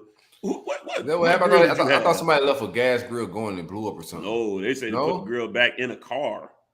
I'm like, dog, how much could this grill have cost you, man? Some got Miami, right? In the instructions, some got lost in translation, CJ. Yeah, it had. Like, my man. Who in the fuck put a grill in a grill in a fucking car, bro? Like, it was $38 for that grill, man. Wasn't nobody gonna steal that grill, man. You Miami, man. Real shit going on out there in that parking lot, fam. Yeah, but I did. The parking lot was actually jumping way more than inside, so who knows? But anyway, back to whooping Texas A&M ass. They didn't pull up for the roll up. I feel disrespected. We are the vibes. We are the sauce, the source. Hey, don't tie us in with the Texas A&M Miami battle. Don't tell me what to do either, man. I'm tired of it. I'm a grown man. Grown man. We ain't gonna keep bullying me my whole life, man. What day they say we ain't little no more. I'm saying from my perspective, I don't give a damn about y'all. I'm part of this. And I wanted somebody. You should have got Karen on, man. Karen would have came on here. I started to get Karen, actually. I was oh my God. I was like, nah, that's a bad idea. I saw Karen was looking a little defeated too, man. She was saying some shit to kind of. Imagine leaving Tallahassee to go watch and becoming an Aggie fan and lose to Appalachian State. That's crazy. Did y'all see that? Imagine being an FSU fan, period, your whole fucking life. And you get tired of Jimbo fucking Fish out of all damn people, bro. You follow him. Like, that's the crazy part to me. Can't do it. I ain't leaving with no coach. That's not a coach. If I'm leaving with a coach, obsession, it's gonna be at least Bobby, for example, motherfucker who been there X amount of years. Man, Jimbo's here for a hot damn second, bro. And he, especially how he left, that's wild obsession. Yeah, left in the middle of the night, man. That was crazy. Y'all saw that meme somebody made with the dog, Karen, and Jimbo. Oh yeah, I saw that. That was crazy, man. I said, "Boy, y'all boy put the dog on there, and the dog had a bonnet on for some reason." But Norman. I think so. I don't fuck that dog. That's your wife, bro. Respect. What you think? How you think this play out, CJ? My wife. My wife, bro. Hold on, let me tell you how I play. You did say you were married. You did marry. Yeah, because she got that bank. But she ain't married. Shit, with my ring. And no rings on these fingers, Cam. How much bank you think, Karen? You think she thinks she got a duffel? Think she got some real bread, or she got some Social Security bread? Karen like a CEO or some shit, man. Karen going, man. I go up, knock the Mario coins out of her, dog. And, That's you know wow. it, man. That's gonna be dusty coins. I'll be up $3 million. Hey, do what you got to do. You rusty ass pennies. You got to take. You talk that shit you want to, but when I say, hey. You got to take that honey pack to get ready for that one, boy. You got to take that honey pack. You need more than a honey pack. Hey, look at it. You got to spread the honey across your eyelids. So they won't open. That's crazy. Don't do my boo like that, man. Trying to get paid. Y'all talking that talk, man, but when it's time to hop on the PJ and go see these games, I'll be like, yeah, paid courtesy of my boo thing. But yeah, fuck her this week. That Social Security ain't booking no private planes and shit. She ain't got no Social Security, dog. She got a nasty 401k and a pension. We done talk. Don't worry about it. Anyway, get this damn score out, man. I'm telling you, all your business on here. It's all good. Y'all ain't getting it. It's mine. CJ, how you see this matchup? Hey, we'll keep asking CJ, man. Let me finish. Oh, you ain't trying to do my score? The score, man. That's what I'm about to do. We're just talking, dog. It ain't, go ahead. Go ahead. You see, you finna get your scope. Before you get your scope, CJ, how you see this shit playing out? Like, yeah, man, I think the matchup. I think it's going to be a low-scoring game, frozen. Defensive battle. Who, I froze? Oh, okay. Low-scoring game, defensive matchup. I think their front seven and Joe, I think it's going to give you guys some problems. I've seen Southern Miss give you guys some problems for a little bit at some point in time in the first half. You guys did your thing in the second half. Just think it's going to be a little bit different animal with those guys. I do feel like they're going to be motivated. But at the same time, and just Jimbo's Miami kids in the building, bro. You been trying to show out on that shit, man. Oh, yeah. And the Gene and them going out there too. Jalen Brown, he's taking official visit this weekend out there. Yeah, man, they hanging out there, man. I'm and Jalen Brown. Jalen Brown going out there too. I like that. Look how real my dog Kevin. Hakeem, that's a pretty good. Keep it a bean. Jimbo, that guy on the trail. You got Hakeem out there, Gene out there, and Jalen Brown. That's a pretty good. Yeah, they create a vibe, man. But at the same time, I know he telling them just I'm gonna whoop both of their ass. I'm gonna beat Miami ass and then go down there and beat Florida ass. I know he talking that shit. That's good. That's what I want him to do. So but at the same time, it's provide some boys, though, right? Yeah, absolutely. Opportunity to go both ways. I just know that shit he talking. I don't care because my philosophy is I'd rather us all good and all bad. So we convince some of them kids, hey, that old man don't know what he's talking about out there no more, man. The man is getting senile. And we go out there and kick his ass. I saw these it's perfect opportunity for y'all guys because y'all gonna be able to perform in front of those guys as well. But first one to what score win? You said low scoring game. First one to what score win? What's your score for that? Man, I think I had 21-17. We'll get the official score, but I think it could be a little bit more than that. So whoever scores 28 plus, even though I don't have either one of the teams getting the 28, whoever scores 28 plus, I think they'll win that game. Because I don't feel like either offenses are. I just haven't seen enough offensively from Miami that shows, like you said, as far as explosive plays and stuff like that. 70 points against Cookman. I mean, South Carolina State beat our ass last week, man. They scored 30-something points on us. So really? I got really, man. It's crazy. That shit pissed me off, dog. I lied on y'all, man. Y'all gonna be pretty good, man. Nah, he told you though. He was like, nah, let me see next week. I know we be on some bullshit. Yeah, like y'all let it play out a little bit with them boys. So y'all want to see a little bit more as far as, on the offensive side from Miami. If y'all can do that against Texas A&M, I think y'all can actually win that game because I don't know, unless y'all just lay down defensively, man. I don't see them boys line up the scoreboard like that. Now, Jimbo will have some shit dialed up because he knows this is one of them type of games, right? So whoever gets to 28, I feel like can win it. Good shit. What you got there, brother? With me? I think I got it. I think that's the score I got it at. 28-17 is my score. 28-17. I do believe that was your score. Let me see. Confirm. Yep, 28-17 is the score I got. Very nice. And I got 20-17. Home field, such a trenches game. I think turnovers could be a thing. So I think A&M could get a couple. I don't like their offense, but I think Jimbo's just going to have a couple dialed up for this game. I think they got caught overlooking this game a little bit. Not this game. I think they overlooked the Appalachian State game for this game a little bit and got spanked for it. But I think Jimbo, these one of the ones. I thought we was going to beat Jimbo ass last year when they came in with a struggling offense. And I was like, yep, it's just perfect time to get Jimbo. Won that one though, right? We should have. We made a lot of mistakes, but that offense all of a sudden it was struggling all year, and then all of a sudden it came alive, and motherfuckers was taking us up top and mousing Marco and shit. Shit got weird real fast. Grantham, man. Grantham working that now, man. I don't even know. I think he's doing. He might be like doing CDL. Yeah, I was about to say some shit like that for real. He got a CDL. Might be working this. Yeah, it's like motherfucker did get paid for my CDL. Grantham said, "Y'all got me fucked up. I ain't got to doing the damn beach chilling, coaching my grandson, boy. Talking about boy. I think he was last season towards tail end. I think he went to go work Urban or some shit like that. Oh, okay. Or Jacksonville, not Urban. Well, shout out to Taylor, man. He's at the car wash, man. Defensive analyst for Bama. Oh, Grantham at Bama. So he'll be DC within the next couple years. He ain't no bad. He's gonna be a DC next couple years. I just seen some shitty ass. I just seen some stained coaches. Go to that shit and come out decent. You ain't gonna see you ain't gonna see Grantham do that. You gonna see Grantham. He gonna be a DC baby. He gonna do it.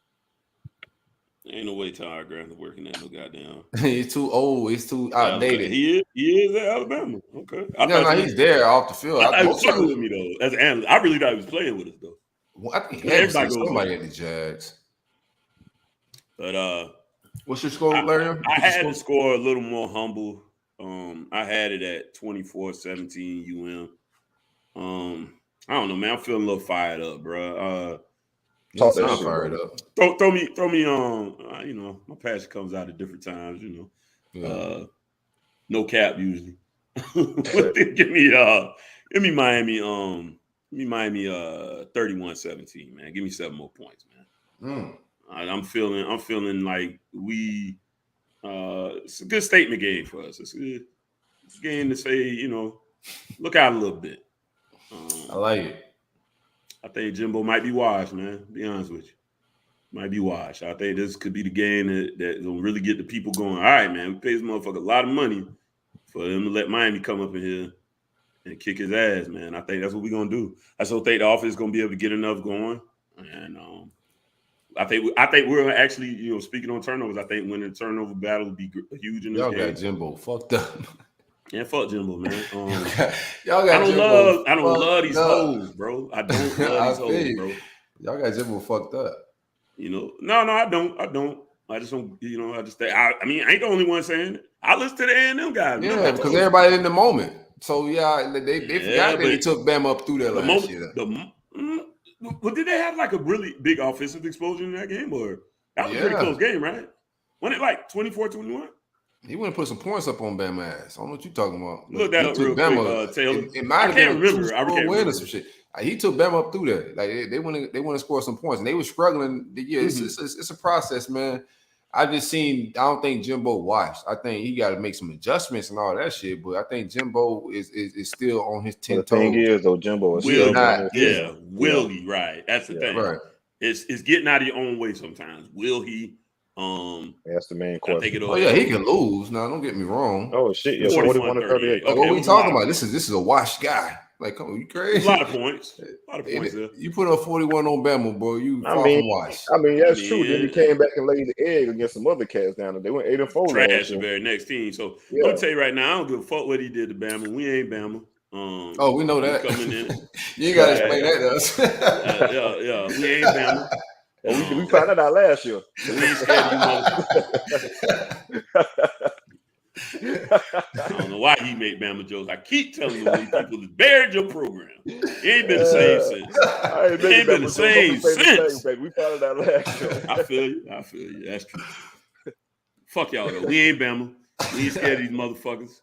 I said what I said. We gonna. No, y'all should be. I think it's on paper. I mean, when they got the spread, winnable game, points. Real shit. Yeah. Winnable game. Yeah, it dropped.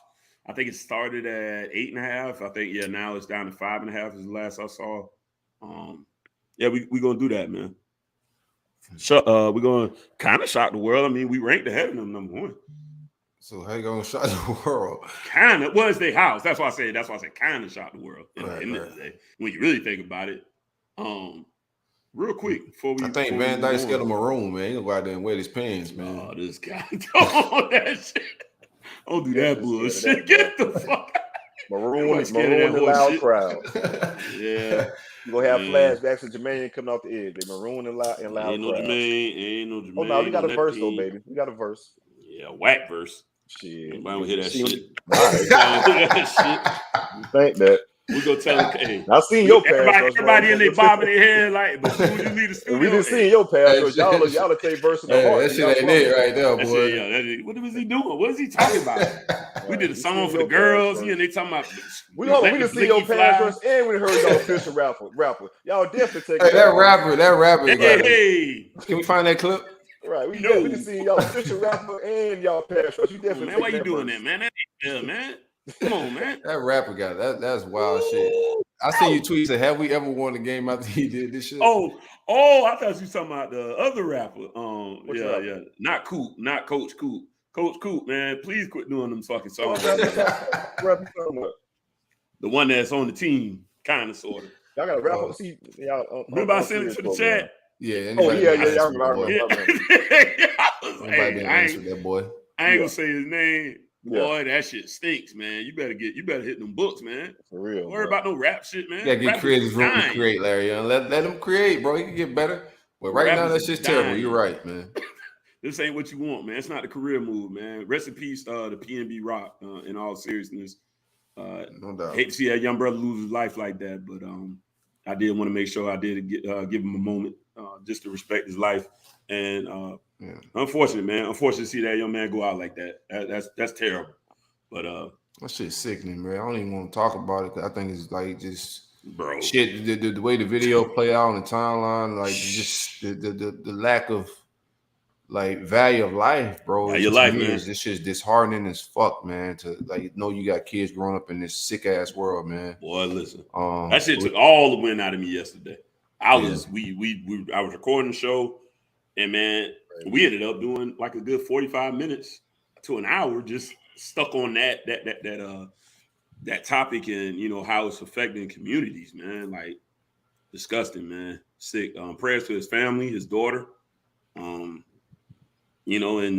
hopefully they'll catch the perpetrator swiftly, and the best source of quote unquote justice could be served.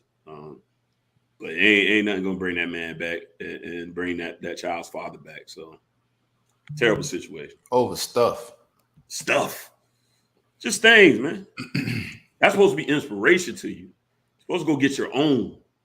I don't want to break it down too much because this is way too deep for this show. But it's a lot of shit around it that everybody on every side need to be aware of. Like as artists, as people that got shit. If you got nice shit, it's just certain awareness that everybody. I think there's a lot of different stories and tales from this shit, man. But overall, dog, like. I think we all gotta look at each other, man. There's a lack of love in our community, bro, and a lack of just caring about each other, dog. Just basic shit, man. That shit's sickening to watch that shit play out like that, bro. True indeed. Didn't want to bring the vibes down too much, but I did want to make sure I paid respects for sure. That's just important to me. Just looking at the landscape of the world we in today. A lot of rappers, man. Every time you turn on the TV, it's a rapper dead and they're dying. Like Pop Smoke died over things and stuff, man. Like in bullshit, man. Yeah, it's gotta stop. You feel me? It's foolishness, man. Stop supporting that shit too. Like I don't support none of that shoot 'em up shit, bro. All that gang shit, motherfuckers be spewing. I mean, I don't want to go too deep in, but don't support that shit, man. Whatever. Right. What were we doing? Predictions? I forgot where we were at, man. I think we're good. We got done. We're done with all those. Talk about some FSU talk a little ready bit. For pick 'em? Oh, okay. No, you got to talk about Louisville. Oh, actually, your guy should be here in a second, right? Big cards. Just trying to jump into Louisville real quick. Shout out to the team they unveiled. And it's being asked for a long time as far as recruits and stuff like that. White helmets. They're bringing out the white helmets for this game. They're going to be dressed in all white. Pretty cool little roll down. I like who they use in the production video as well. We'll get to that in a second. Yeah, I feel you, bro, man. When you ain't got no momentum, man, you playing against the fighting Wildcats, but throwing coming shots. We ain't got no momentum, but somebody ain't ranked. Southern Miss still ain't gonna be ranked. We ain't got no momentum. You think you gonna be right after this week? Goddamn right. Even when we lose, we still gonna be ranked. Get this Coach Coop shit out of here, man. Funny motherfucker. Nobody asked you for no Coach Coop. Anyway, go ahead, man. I want to see this goofy shit. Bitch. But yeah, we're bringing out the all-white jerseys, though, man. And like I said, the recruits been asking for this, so the recruits finally get to see it in game action. The combination is pretty cool, man. As far as the production in the video, they used it was kind of petty, man. They used some Louisville transfers and Jordan Travis and Jared Jackson. A couple Louisville Cardinals. Yeah, I like that. And speaking of, man, this game has it's a lot of relationships as far as this game, because we got Jordan Travis, of course, Jared Jackson, defensive tackle, both Louisville Cardinals. Greedy Vance was on the Louisville Cardinal roster last year, transferred over. He's one of our cornerbacks. And then Jarvis Brownlee, former FSU cornerback. Oh, yeah, Brownlee was talking greasy. That boy's talking real greasy, man. Said he had this game. Circle this shit. Yeah, he circled this shit. I'm finna change my score, man. Wait a minute. I forgot about that. Jarvis Brownlee? Come on, we're going on top of that shit. We just seen that shit live. Yeah, I definitely have. Right, we just seen that shit. That boy go on top real decent. But yeah, Jarvis Brownlee said he got the game circled.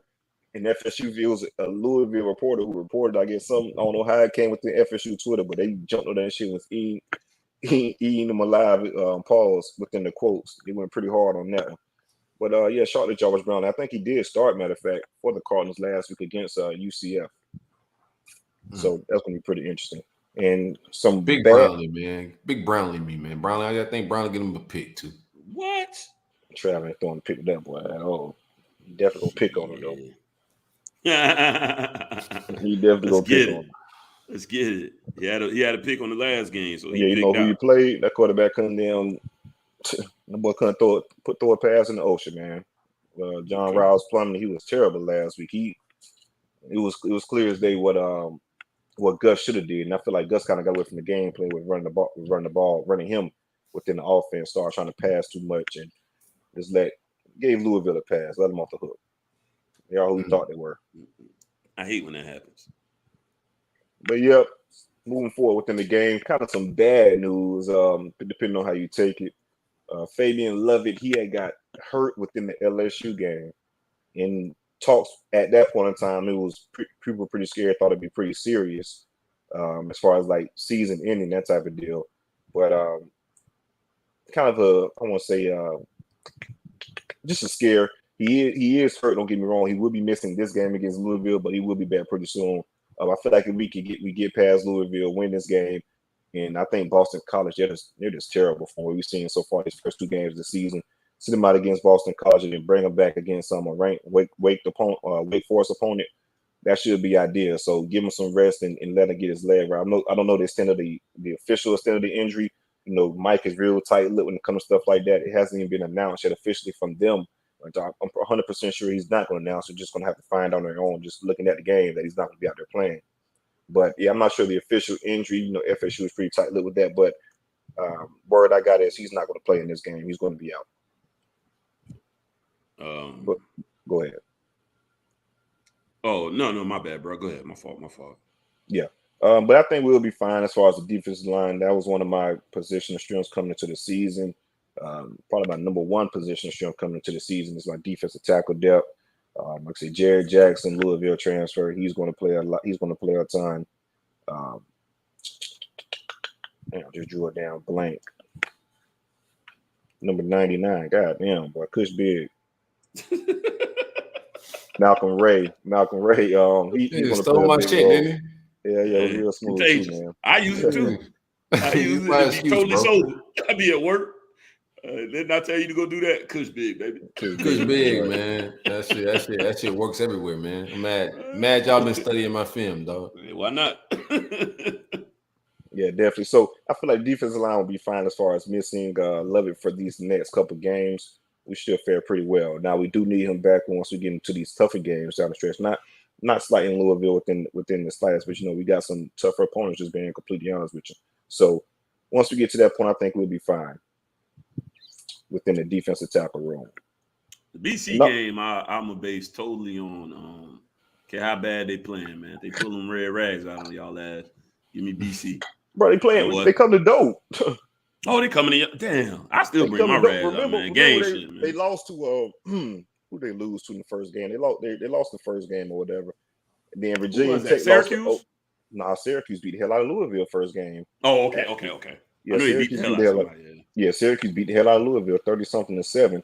But Boston College lost to And Dino ain't fucking Rutgers. Arkansas They lost boys, to Rutgers. man. Boston Fresh College lost to Beijing Rutgers. in the fade, man.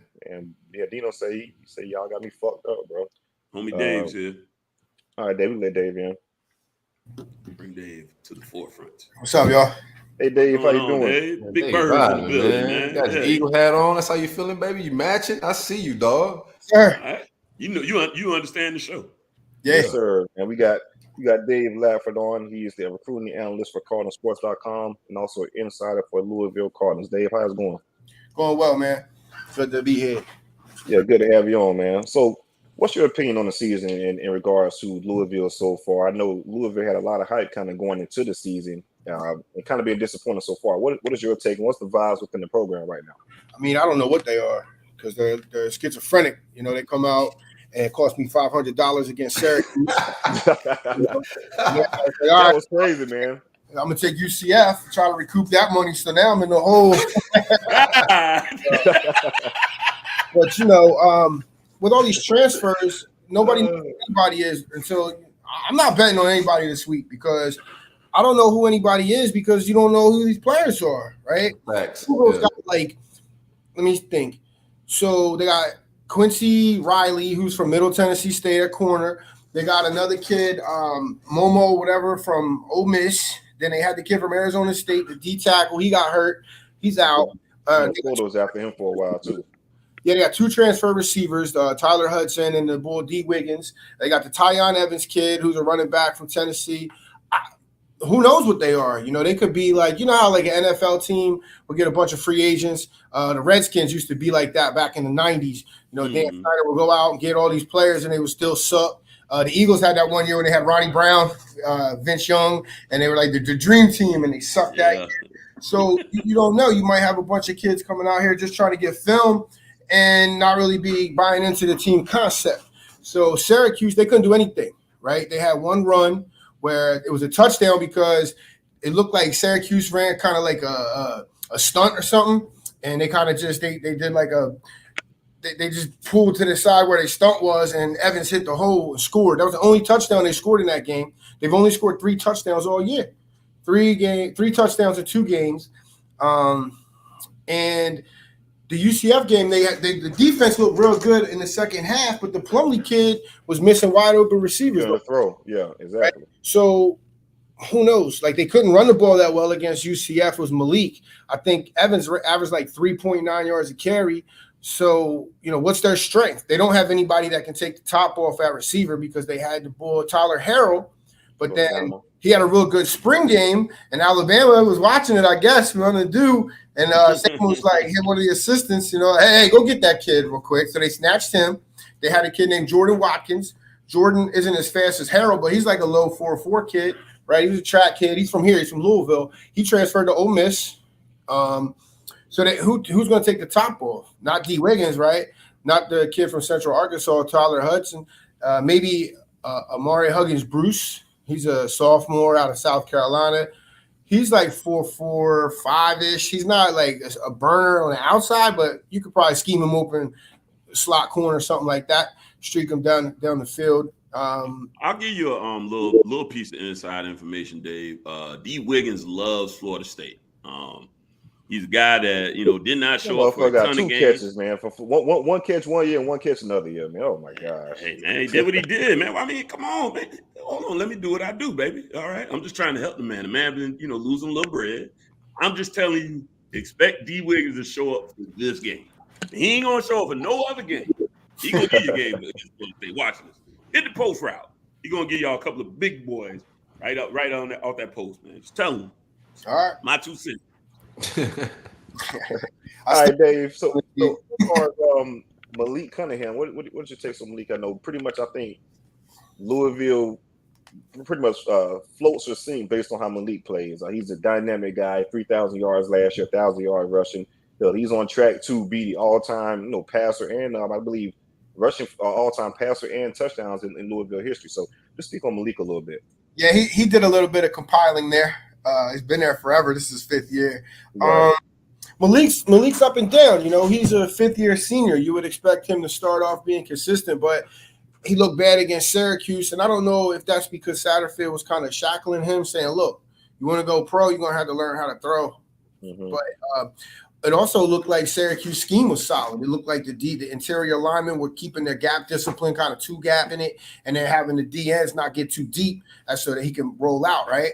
But UCF wasn't doing that, and there was lanes to run through. He could escape. If Malik can run and be himself, he's going to make plays. He's going to make mistakes, but he's going to make plays, too, to make up for those mistakes, right? And I think that's what they're going to turn him loose against Florida State. But you know, they ain't seen a D-line like Florida State's yet. You can say what you want about Florida State. That D-line's good, right? So they're going to have that. What's the kid's name? The transfer kid? Verse. Oh, Jared Verse. Yeah, fun to mention him. Okay. He's problematic for them because he's going to come – Is it a hot 16, Dave? Mm-hmm. So, I mean, Malik's going to have his best game, bro. But, I mean, he's going to be running, though. He's going to run. So if they stay disciplined in their gap assignments, I think it's going to be a long day for Malik. Yeah, Malik is the one that scares me for the Cardinals. So you guys have been on the road for the first 2 games of the season. I know Papa John Stadium. Well, is it still named Papa John Stadium now? No, it's Cardinal Stadium now. Yeah, my bad. Cardinal Stadium is. Papa got canceled. Yeah. Man. Yeah, they got his ass up out of there. I better get my money back then. Oh no, that money gone, baby. But yeah, so speaking of Cardinal Stadium, I know it's going to be loud, and one of my dreads is playing you guys night game, Friday night atmosphere. How do you foresee the atmosphere? Starting out 1-1. I know it's a big. You guys need that win against UCF for a morale standpoint. But how do you feel like the atmosphere would be in Cardinal Stadium? It's going to be live because it's going to be the thing to do. It's a Friday night game. People are going to get there after work around 5:30. They'll take off a little early, so they'll be toasty when they get there. It's an ACC game, so you can drink. And Louisville's a bourbon city. I got to get Louisville pretty soon. Weekend, right? There's a big festival called Bourbon and Beyond here. So man, I just love a bourbon city, man. I know. Do y'all lead the league in alcoholism? Yes, sir. That's what I learned about you, Bourbon Town. Yeah. I gotta go. So it's going to be live, man. They're 1-1. They came off that UCF win. People are excited about the recruiting class too. And this city doesn't really get into recruiting, much to my chagrin, because that's what I do. But now they're all starting to follow it, and so they're like, we got to keep Satterfield so we can get this class in here. So this is a big game. I mean, it's a pivotal game. It's a fulcrum game. The season could go one way or the other. I think if they beat Louisville right now, they're going to get a lot of momentum. They're going to play like USF after Florida State, so they can start 3-1 going into the ACC play, right? And there's some tough teams in there. They're going to have to. Wake Forest looks good. NC State's probably going to be good. And every now Syracuse can come out and look like they did, right? Scott Schaefer's out there throwing back shoulder throws, looking like he was NFL man now, huh? Hey, but I think I wouldn't touch this game because who knows what Jordan Travis is going to look like, right? I mean, he's out there throwing dimes over the middle against LSU, DBU, shredding them, right? And that dude, that's not DBU, prolific passer. And Louisville's having problems stopping the run. They've had problems stopping running quarterbacks, right? So if they just let Jordan run, if the pass ain't there, it's going to be a problem. So Jordan suck. Right. You brought a point about you guys as recruiting, and it's something that Louisville hasn't done and is not accustomed to. What is your take on the recruiting class and the change from last year to this year within the recruiting class? So they all came from App State. So when Satterfield was hired, I said, hey, what's the difference between recruiting G5 or whatever they are, Sun Belt, and recruiting here in the ACC? And he, Scott's a country boy. He said, well, recruiting's recruiting. No, it's not. Not at all. They learned the hard way, as most of they were flipping receivers from Toledo who ended up transferring out because they weren't good enough to play in Power 5 level. So what they did was they went out and they found Steve Clarkson, who's Pierce Clarkson's dad, out there in California, Adidas school, right? So Steve runs this big quarterback camp out there, and it brings in all kinds of pros. They come out there. It's like the Catalina wine mixer from Step Brothers, but for football. Nice. So he's got connections with all these high schools, with all the trainers, with everybody out, the mentors, handlers, whatever you want to call them. He knows the networks of people to talk to, so that you can get the kind of kids you need to get the way that the way that Nick Saban used to do it, the way that Jimbo used to do it at Florida State, right? And so that's what changed. They finally said, all right, we're going to start talking to the adults that we're paying people. And then NIL comes through, right? And so they got they got a bunch of people that are throwing money at the kids now because it's legal. So yeah, and paying people, right? Remember, people got in trouble with all that stuff with Rick Pitino with the stripper and hooker scandal, right? And then they were paying the kid that was staying up in the Gold House. I forget his name. I don't follow college basketball like that, but his name evades me. But they were thinking the NCAA was going to come down and hammer them, so compliance was real strict. So Louisville couldn't really do anything. But now it's like, the handcuffs are off, so they're doing whatever they got to do. I mean, they got the Ruben Owens kid, who's like the number one running back. You know what I'm saying? No, they ain't fucking off though, there, man. Y'all bad. Yeah, and I know there's a lot of people had to educate me. It's a lot of money within the Louisville area. A lot of money within the Louisville area. Yeah. We had to kick a kid off a visit, man. He was he came on our visit, man. He was recruiting for Louisville when he came there. Hey, you got to go, dog. Who you talking about? It was an offensive lineman. We were in with him, and I cannot remember. And Sanker. Yeah. We like, you got to slide, bro. Top 100 linemen. They weren't getting dudes like that. Could you imagine being in Miami telling people they need to come to Kentucky? Yeah. Like, hey, yo, what you doing? Listen, I law school, man. I was at Louisville because I didn't get into University of Miami. It came down to Temple or Louisville. But if Miami would have said, we changed your mind, I'd have dropped everything, dropped my bourbon and went right down to Miami, man. Hey, it's different, right? Right. Dave, you real quick, you grew up a Louisville fan and whatnot? No, actually, I was a Florida State fan. I've been a Florida State fan since Casey Weldon. Okay, talk that shit, Dave. Go back. But once I started doing this stuff, I stopped being a fan because it's annoying. And then you start to know the coaches. You start to know how the sausage is made. It's like, man, whatever, man. Just cover the spread. All right, Dave. What do you feel like has to go right for Louisville to win this game? What'd you say? What do you feel like? What things do you feel like will have to happen? It will have to happen for Louisville to win the game. Louisville doesn't have any turnovers this year. Like, they haven't created any, so they're gonna have to get some turnovers.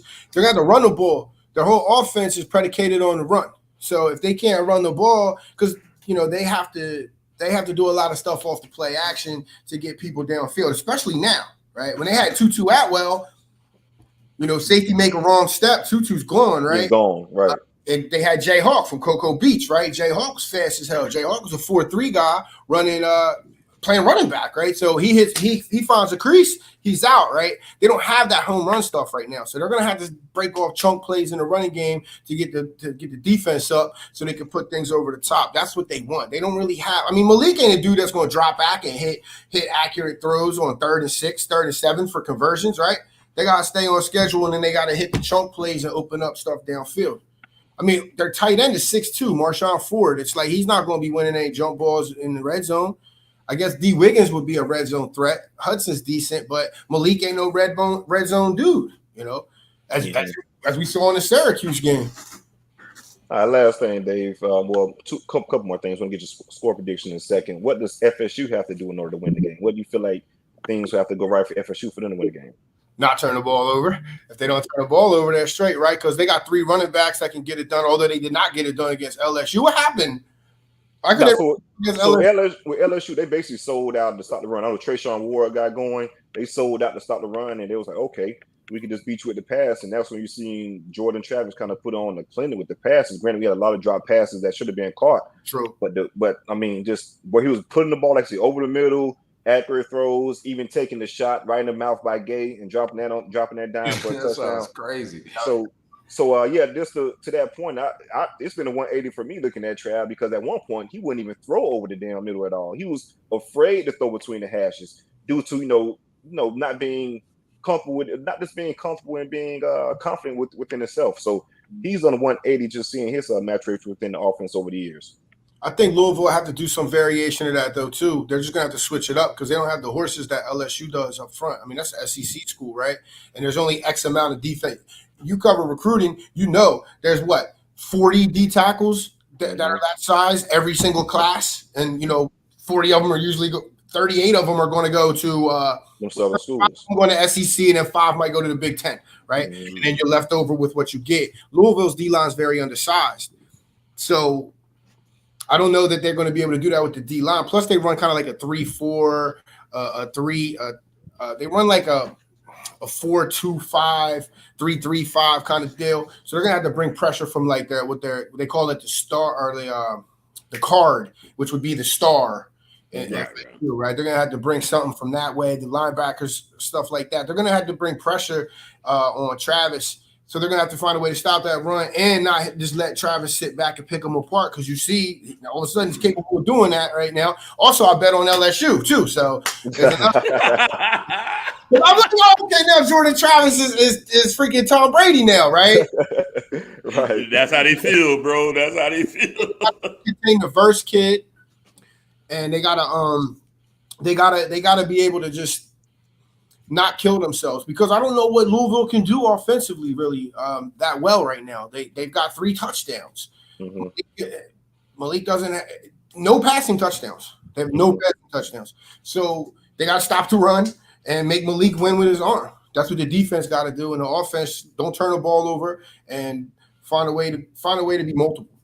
All right, Dave, give me a score prediction. Oh man, I'm gonna say 27-24 Florida State. You brought a Florida State right from Louisville on you. Only CJ would do that. Louisville. Here's the problem with Louisville, right? They're coming off a Friday night game, and they had to travel to Syracuse. Then they travel to Syracuse, play on a Saturday, right? Then they go down, play a Friday night game in Orlando, and now they're back up here on a Friday night playing Florida State, who had a bye last week. So I think Florida State's going to be well rested, and I think Louisville is going to, they're going to be tired. Yeah. Florida State got to play Friday again this year. They stealing the shine from high school kids, man. Florida State, Florida, man. Real rap, man. Shit, that's what they like to do. All right, Dave. Let the people know where they can find you at. You got something else? No, we good. No, I say, Dave. Let the people know where they can find you at.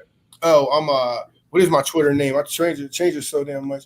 You want to run, baby? I want to tell everybody, classic old head shit. When you don't know your Twitter name, I'm at Lackford ESQ Esquire. Also, if you're in Kentucky and you get charged with a crime or you get in a car accident, LackfordLaw.com. Or better call Saul, man. 582-2020, 502-582-2020, the law offices of David Lackford. I like it. Yes, sir. Appreciate I you. definitely man. want this guy defending me in court. I feel like I'm getting off, bro. Yes, sir. Pause. Wow. All right, Dave. Appreciate you coming on, man. It's been a pleasure. Take it easy. Take care. My God. What y'all got for the score, man? I like that dude. I got 27-13 FSU, man. Like you said, they got 3 offensive touchdowns. That's crazy. Don't really have an identity just yet. I feel like our defense is going to be by far the best defense. I felt like I should have did more research. I'm just hating on y'all with my score, so. I feel like we should be able to do our thing against them. So yeah, give me 27-13 FSU.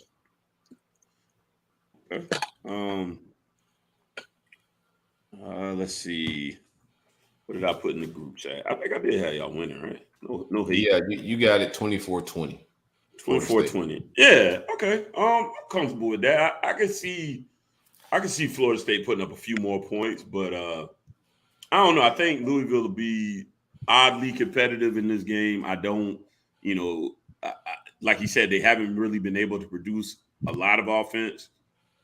But I think for some reason they show up a little bit in this game and fight, but I still think Florida State is going to be able to, edge those guys out. But yeah, that scores. I'm comfortable with that. 24-20. I like that one. I got it 27-24, and I don't got no breakdown. Just, Malik Cunningham is going to make miracles happen with his legs and get this shit out of there. It's a 7:30 game. Louisville going to pack that bitch out. Should be loud. We got some late games for all 3 of us. Y'all 7:30, we 7:30. Miami, y'all playing at 9 p.m.? 9? Yeah, 8 Central Time. Y'all still practice? Y'all still have sunset practices? Y'all might be good for this shit. Oh yeah, and Manny prepped y'all for this. Don't talk about that man. That man not here no more, man. 9 o'clock kickoff is late as hell. Cuban. I'm gonna take a nap. Believe that for sure. Yeah, get some rest. I'm not going to that game. I was going to go to that game. Not gonna be able to make it though. Yeah, save your money, bro. Don't fly there. Right. I really, honestly, let me tell you something. It's really, I'm keeping a bean. It's really more about not wanting to go to fucking College Station, Texas. It's gonna be weird, but atmosphere gonna be electric though. It's gonna be electric. Yeah, but not for me. Yeah, I feel you know what I mean? So, man. All right, fellas, I get up out of here. All right, man. Hold it down, man. No doubt, yeah. CJ got a ride. We gotta get your picks in. You mean like we gonna need some Let's shit? Put him in the app. I'll put him in the app. I'll put him in the app. Put him in that. Yeah, he gotta go. So just put him through the app, and then me and Silk will do our pickles for the rest of it. All right, all right, fellas. Good luck tonight, man. Y'all right, fellas man. hold it down, man. Yes, hold sir. it down, bro. Ready? Let's get into these pickle. And then there was 2. Hey, we appreciate everybody for still hanging out with us. We vibing. We're finna do our picks, hit a couple more topics, then get up out of here. Pound that like button, subscribe to this channel. You know, we keep this going. I don't know if you guys ever been. If you're new to this, we do a Sunday reaction show post game after all the games called No Cap. Can't come on here with the line with the bullshit. After the L's or the W's have happened. It's fun, man. It's the funnest show. It's the funnest show. We get the, a little cussing, fussing, little emotions around high. 1.5. That's the actual spread, huh? Okay. You know what? I don't think I made my picks yet on the app. So, man, I didn't make my picks last week on the app. Harlan gonna have to enter them bitches. They'll remind me, dog. I got a lot. I think Harlan said it was last week. After this, we got to do it. Yeah, I'll submit these. We got time. Yeah, because we just got time to do it. So, first off, Pick'em is brought to you by the good folks over at jerky.com. Shout out to the homie Spence. Where you can get the only made-to-order jerky that starts with a trip to the butcher to source tender steak specifically for your batch. You want tender meat, man. You don't want none of that tough meat. You know what I mean? You're going to put it in your mouth. You don't want it hard. Marinated 24 hours in freshly crafted marinades using only naturally sourced produce and all natural ingredients with no added sugars. The 5 staple flavors include original, Old Bay, habanero bourbon, mandarin jalapeno, and lemon pepper. My boy, that was good. Impressive. I like it. Use exclusive promo code Big Meat for 10% off your order at Spencer'sJerkyJerky.com.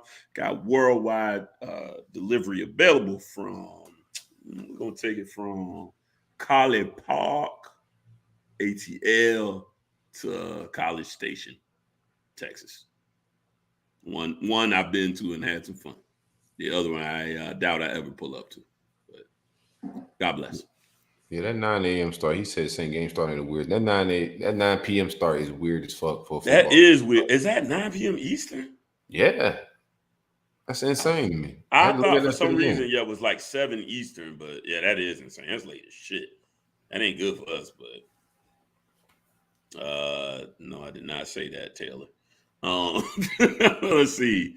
All right, so let's run down the games. Let's run down our slate of games for this week. We will start with, and remember we cover spreads here.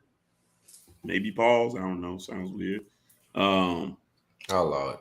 We got Florida State minus 1.5 to Louisville. Big Louisville. LA Louisville.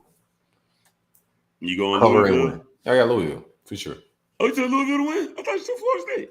No. Oh, damn, shit. I was just hating. I ain't had no real analysis and shit. I like it. Yeah, I'm good with that. They just too happy on my timeline, dog. I need some tears to flow. Some humbleness. I like it. I'm not mad at it. And I definitely think this is a game that Louisville could possibly pull off.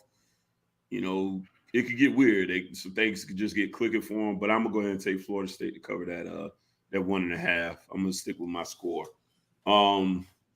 Next game, Oklahoma are on the road to see the coachless.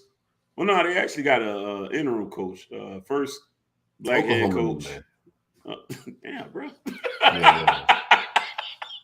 Trying to give Bruss some shine, and I can't remember his name. So you know what? Yeah, let's just slide.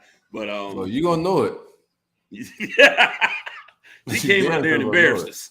But sure. Yeah, Oklahoma minus 11.5 on the road to Nebraska. Still's taking Oklahoma to cover that 11.5. I think it's embarrassing that it's only 11.5. Oklahoma gonna kill these guys by way more than 11.5. I'm gonna go on record right now. It could have been Oklahoma minus 28, and I would have took Oklahoma. It's a team in disarray, and they just ain't good. All right, next we have Bulldogs of Georgia on the road, pulling up into Columbia, South Carolina. They are 24.5-point favorites. What say ye, Silk?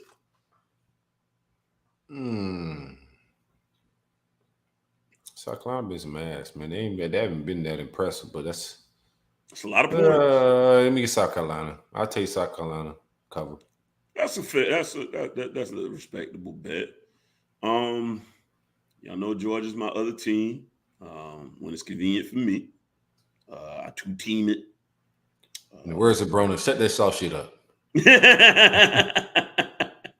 Actually, I'm gonna take Georgia, man. I think this Georgia team is actually, so far, I believe they're actually a little bit better than that team last year. Only because I feel like the offense has been able to move the ball better. So give me Georgia to cover that. Next, we got Notre Dame at home. I don't know how the hell they favorite in any game, but they are 9.5 points favorites to Cal Berkeley, who is coming to visit them, the Golden Bears of Cal Berkeley. I like Cal to cover. Cal me as well. Notre Dame has not proven to me that they deserve any 10 points. Nothing about them says that they can cover 10 points right now. So, yeah, give me that dime. I don't even think the home crowd going to be that hype.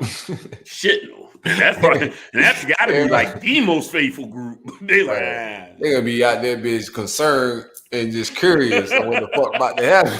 Yeah, boy, I'm going to tell you right now. Boy, they lose this thing. Yeah, they ready to boo. I can tell. That boy, hey, I'm going to tell you what. They go 0-3, cuz about to get paid. He ain't even going to finish the season. They're about to buy him out early. Next, we got Oregon. It's a pretty interesting game. Oregon at home. They are 3.5-point favorites against BYU visiting. It's an interesting game, man. Give me the Mormons. Damn, bro, we're on the same page like a motherfucker. Why? Tell me why, because I got my why. But why you like the Mormons on this? I mean, they've shown they play good football this football season. I think they physical in the trenches. They got some Samoans. Both teams do, but I don't believe in Oregon right now. I just don't. I think Lanning and them guys got to prove some shit, and they're just not ready. It's gonna be loud, but I like BYU to win, not alone just cover. I like BYU for the win. I'll take the money line on it. I'm with you. I actually agree.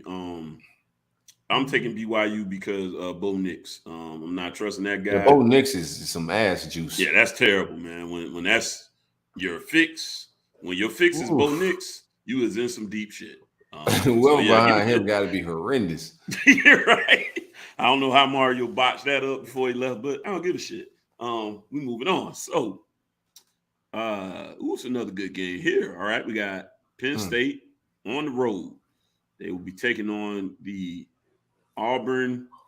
What are they? War Eagles or the Go Tigers? War Eagles. It depends. Both. Depending on the day of the week. Okay. Right. They are. Penn State is actually favored on the road, 2.5 points. Who you got there? Auburn.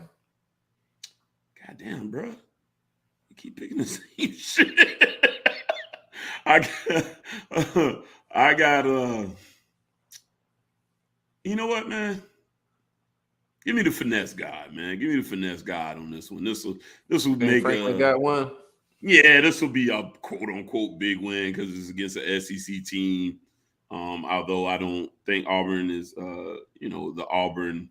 This isn't the height of Auburn. They got some trench work. Now. They got some trench work out there. They keep that typically. That's usually one of their bread. Their bread and butter is they usually have a good D line. That's kind of signature for them. But I'll take Penn State. This will be a finesse guy game. He'll be able to hang that, and that'll be another old notch in the belt. And he'll get an extension next year for another 8 years at $14 million a year. He's got an extension, bro. I know. That's why he's the finesse god. Mississippi State takes the show on the road. They're gonna line it up against the LSU Tigers. They are favored on the road by 2.5 points. I like Mississippi State to cover. God damn it, brother. I'm just calling my shit, man. We both may be wrong in the motherfucker. Yeah, the motherfucker, right? I ain't changing this one. Last one I actually changed. I think Auburn pass rush is crazy, by the way. Like, I don't want to get too deep in it, but I think they got a real good defensive line. What you about to say, Mississippi State? Yeah, Mississippi State. The LSU team I saw against Florida State, and I'm not saying this takes shots at Florida State. It just looked bad.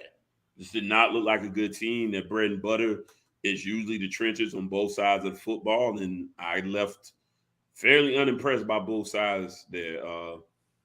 So nothing they showed me made me feel like they're just a winning team like that. There's a reason Mississippi State is favored. Yeah, give me Mississippi State in this game. All right. I just want to let y'all know y'all picked the opposite of me in every single game, so one of us is about to have a really good week. Right? You know, it's funny. I didn't pay no attention to your picks. I know they're in yellow, but I really wasn't paying much attention. All right. It's a good game. It's an interesting one. We got NC State is at home. They'll be hosting the Red Raiders of Texas Tech. They are favored by 10.5 points. Texas Tech me. God, damn. I'm going to go first next time. Yeah, give me Texas Tech and them 10.5. NC State through the first couple of games haven't looked particularly impressive to me. Texas Tech has proven they can put up some points. That's something they, tradition for them as well. I don't see them losing by 11. I can't envision that. I think NC State could pull us off, but not by 11. All right, next we have Florida at home hosting USF, the Bulls. The Gators are minus 24.5. Gators big, man. You know we covering that, man. Yeah, agreed. I actually had a worse score than you. So yeah, the Gators get that 25. All right, next is Washington Huskies. It's kind of weird because it's just a dog, Like, isn't that kind of weird to have your? I don't know. We got the Bulldogs, but Huskies are like cute and don't instill fear. Bulldogs, anyway, kind of, sort of. But they do have asthma problems. They got breathing problems. They're overweight. Some motherfuckers is snoring and walking at the same time. At the same time. Hey, what's a bulldog bite? They ain't scary, and they can't creep up on you, man. It's fucking slobbering out the mouth. It's really a shitty dog. It's a shitty dog. Like, it's a shitty mascot when you really think about it. It kind of is. That's why they gotta wear spikes on their shoulder pads and walk through fucking parking lots, because they got a shitty mascot, dog. They got to do extra other shit. Grown ass men leave their house with shoulder pads with spikes on them. That's crazy. And you got a family, man. I leave them bitches in the stands, dog. There's no way I'm walking back to the car looking at this group. Bro, see, me and you different, dog, because I'm not putting no face paint on, bro. I'm not doing none of that shit. It's a game. Man, put a t-shirt or a jersey on, man. You're an adult. You have children, man. You got a 401k and you got face paint on, man. Come on, dog. That's crazy. To each his own, but them pads look crazy. Yeah, I'm not doing it. They be barking and shit. And the bulldog bark is not very impressive. I can also speak on that. It sounds more like a cough. It's like it's a shitty mascot, bro. Damn, I hate to do that. Kind of agree a little bit there, though. All right, Washington Huskies at home. They are favored by 3.5 to Mel Tucker's Michigan State Spartans. Boy, riding out to the West Coast, man. I like Washington. Like Washington at home? Okay. I'm gonna respect. What's up with fucking Harlan? All men hauling shit off. What you mean as far as the picks? Yeah, that's what he said. Everyone, like he said, we've been opposite of them. Damn near. I will take. I'm gonna take Michigan State on this one. I think I think Mel's gonna bring a tough team out there, a hard-nosed team that is going to narrowly escape with the victory out there in Washington. All right, 2 more to go. We have the Longhorns of Texas facing UTSA San Antonio. What are they? The Roadrunners, I think. I believe, yeah, they are. Okay, thank you, Taylor. They are the Roadrunners. Going to visit Texas. My middle school is the Roadrunners, man. Shout out to Really? Lakeshore. Yeah, Lakeshore Roadrunners, baby. Beep beep. We was the Dolphins. We used to do that shit. And we did a campaign to change our names to the Blue Devils. We wanted to change to the Blue Devils, but it actually kind of went up the flag a little bit. Didn't never happen, but we gained a little traction, man. So shout out to being active, as middle schoolers, man. I like it. Changing the yeah, man. Blue Devils just sounded tougher. Like, we didn't want to be Dolphins. Dolphins are friendly and shit, bro. That road running shit slapped when we went to go like track meets and shit though. Kind of, yeah, definitely for a track meet. I like that. Shit. Texas is 11.5-point favorites. Coming off a fresh loss to Alabama by a point? Mm-hmm. Man, tough, hard fought game. Let's see if they got anything left in the old tank. What you got? I got San Antonio to cover that. Yeah, I think they'll cover that. That's been a much improved program. I think Larry Coker's actually still out there. Yeah, they've been all right. Our old D-line coach was out there that was on the last staff. I'm forgetting my man's name. Our current D-line coach is from there. Right. Rod Wright. He actually, I think my man said he in Savannah every week. My man's a coach at Calvary. It's a nice stadium. I drove by and campus. It's fairly, all that shit's fairly new. When we was out there a few years ago, me and my brother, we had our family reunion out there in San Antonio. Nice vibes out there. Very hot, but that campus, you can see the stadium right from the highway and shit. Dope shit. Let's see. No, he's gone. Actually, last year was 2016, so I don't know who the head coach is. But anyways, what you got?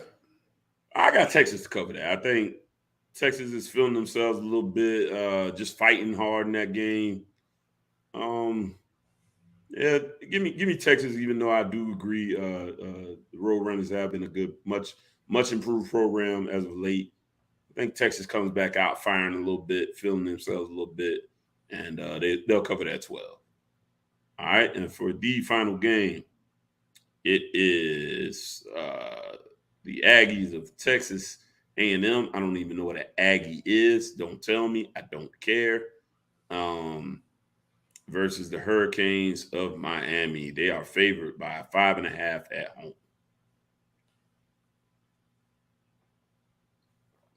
Jim Bob and the boys.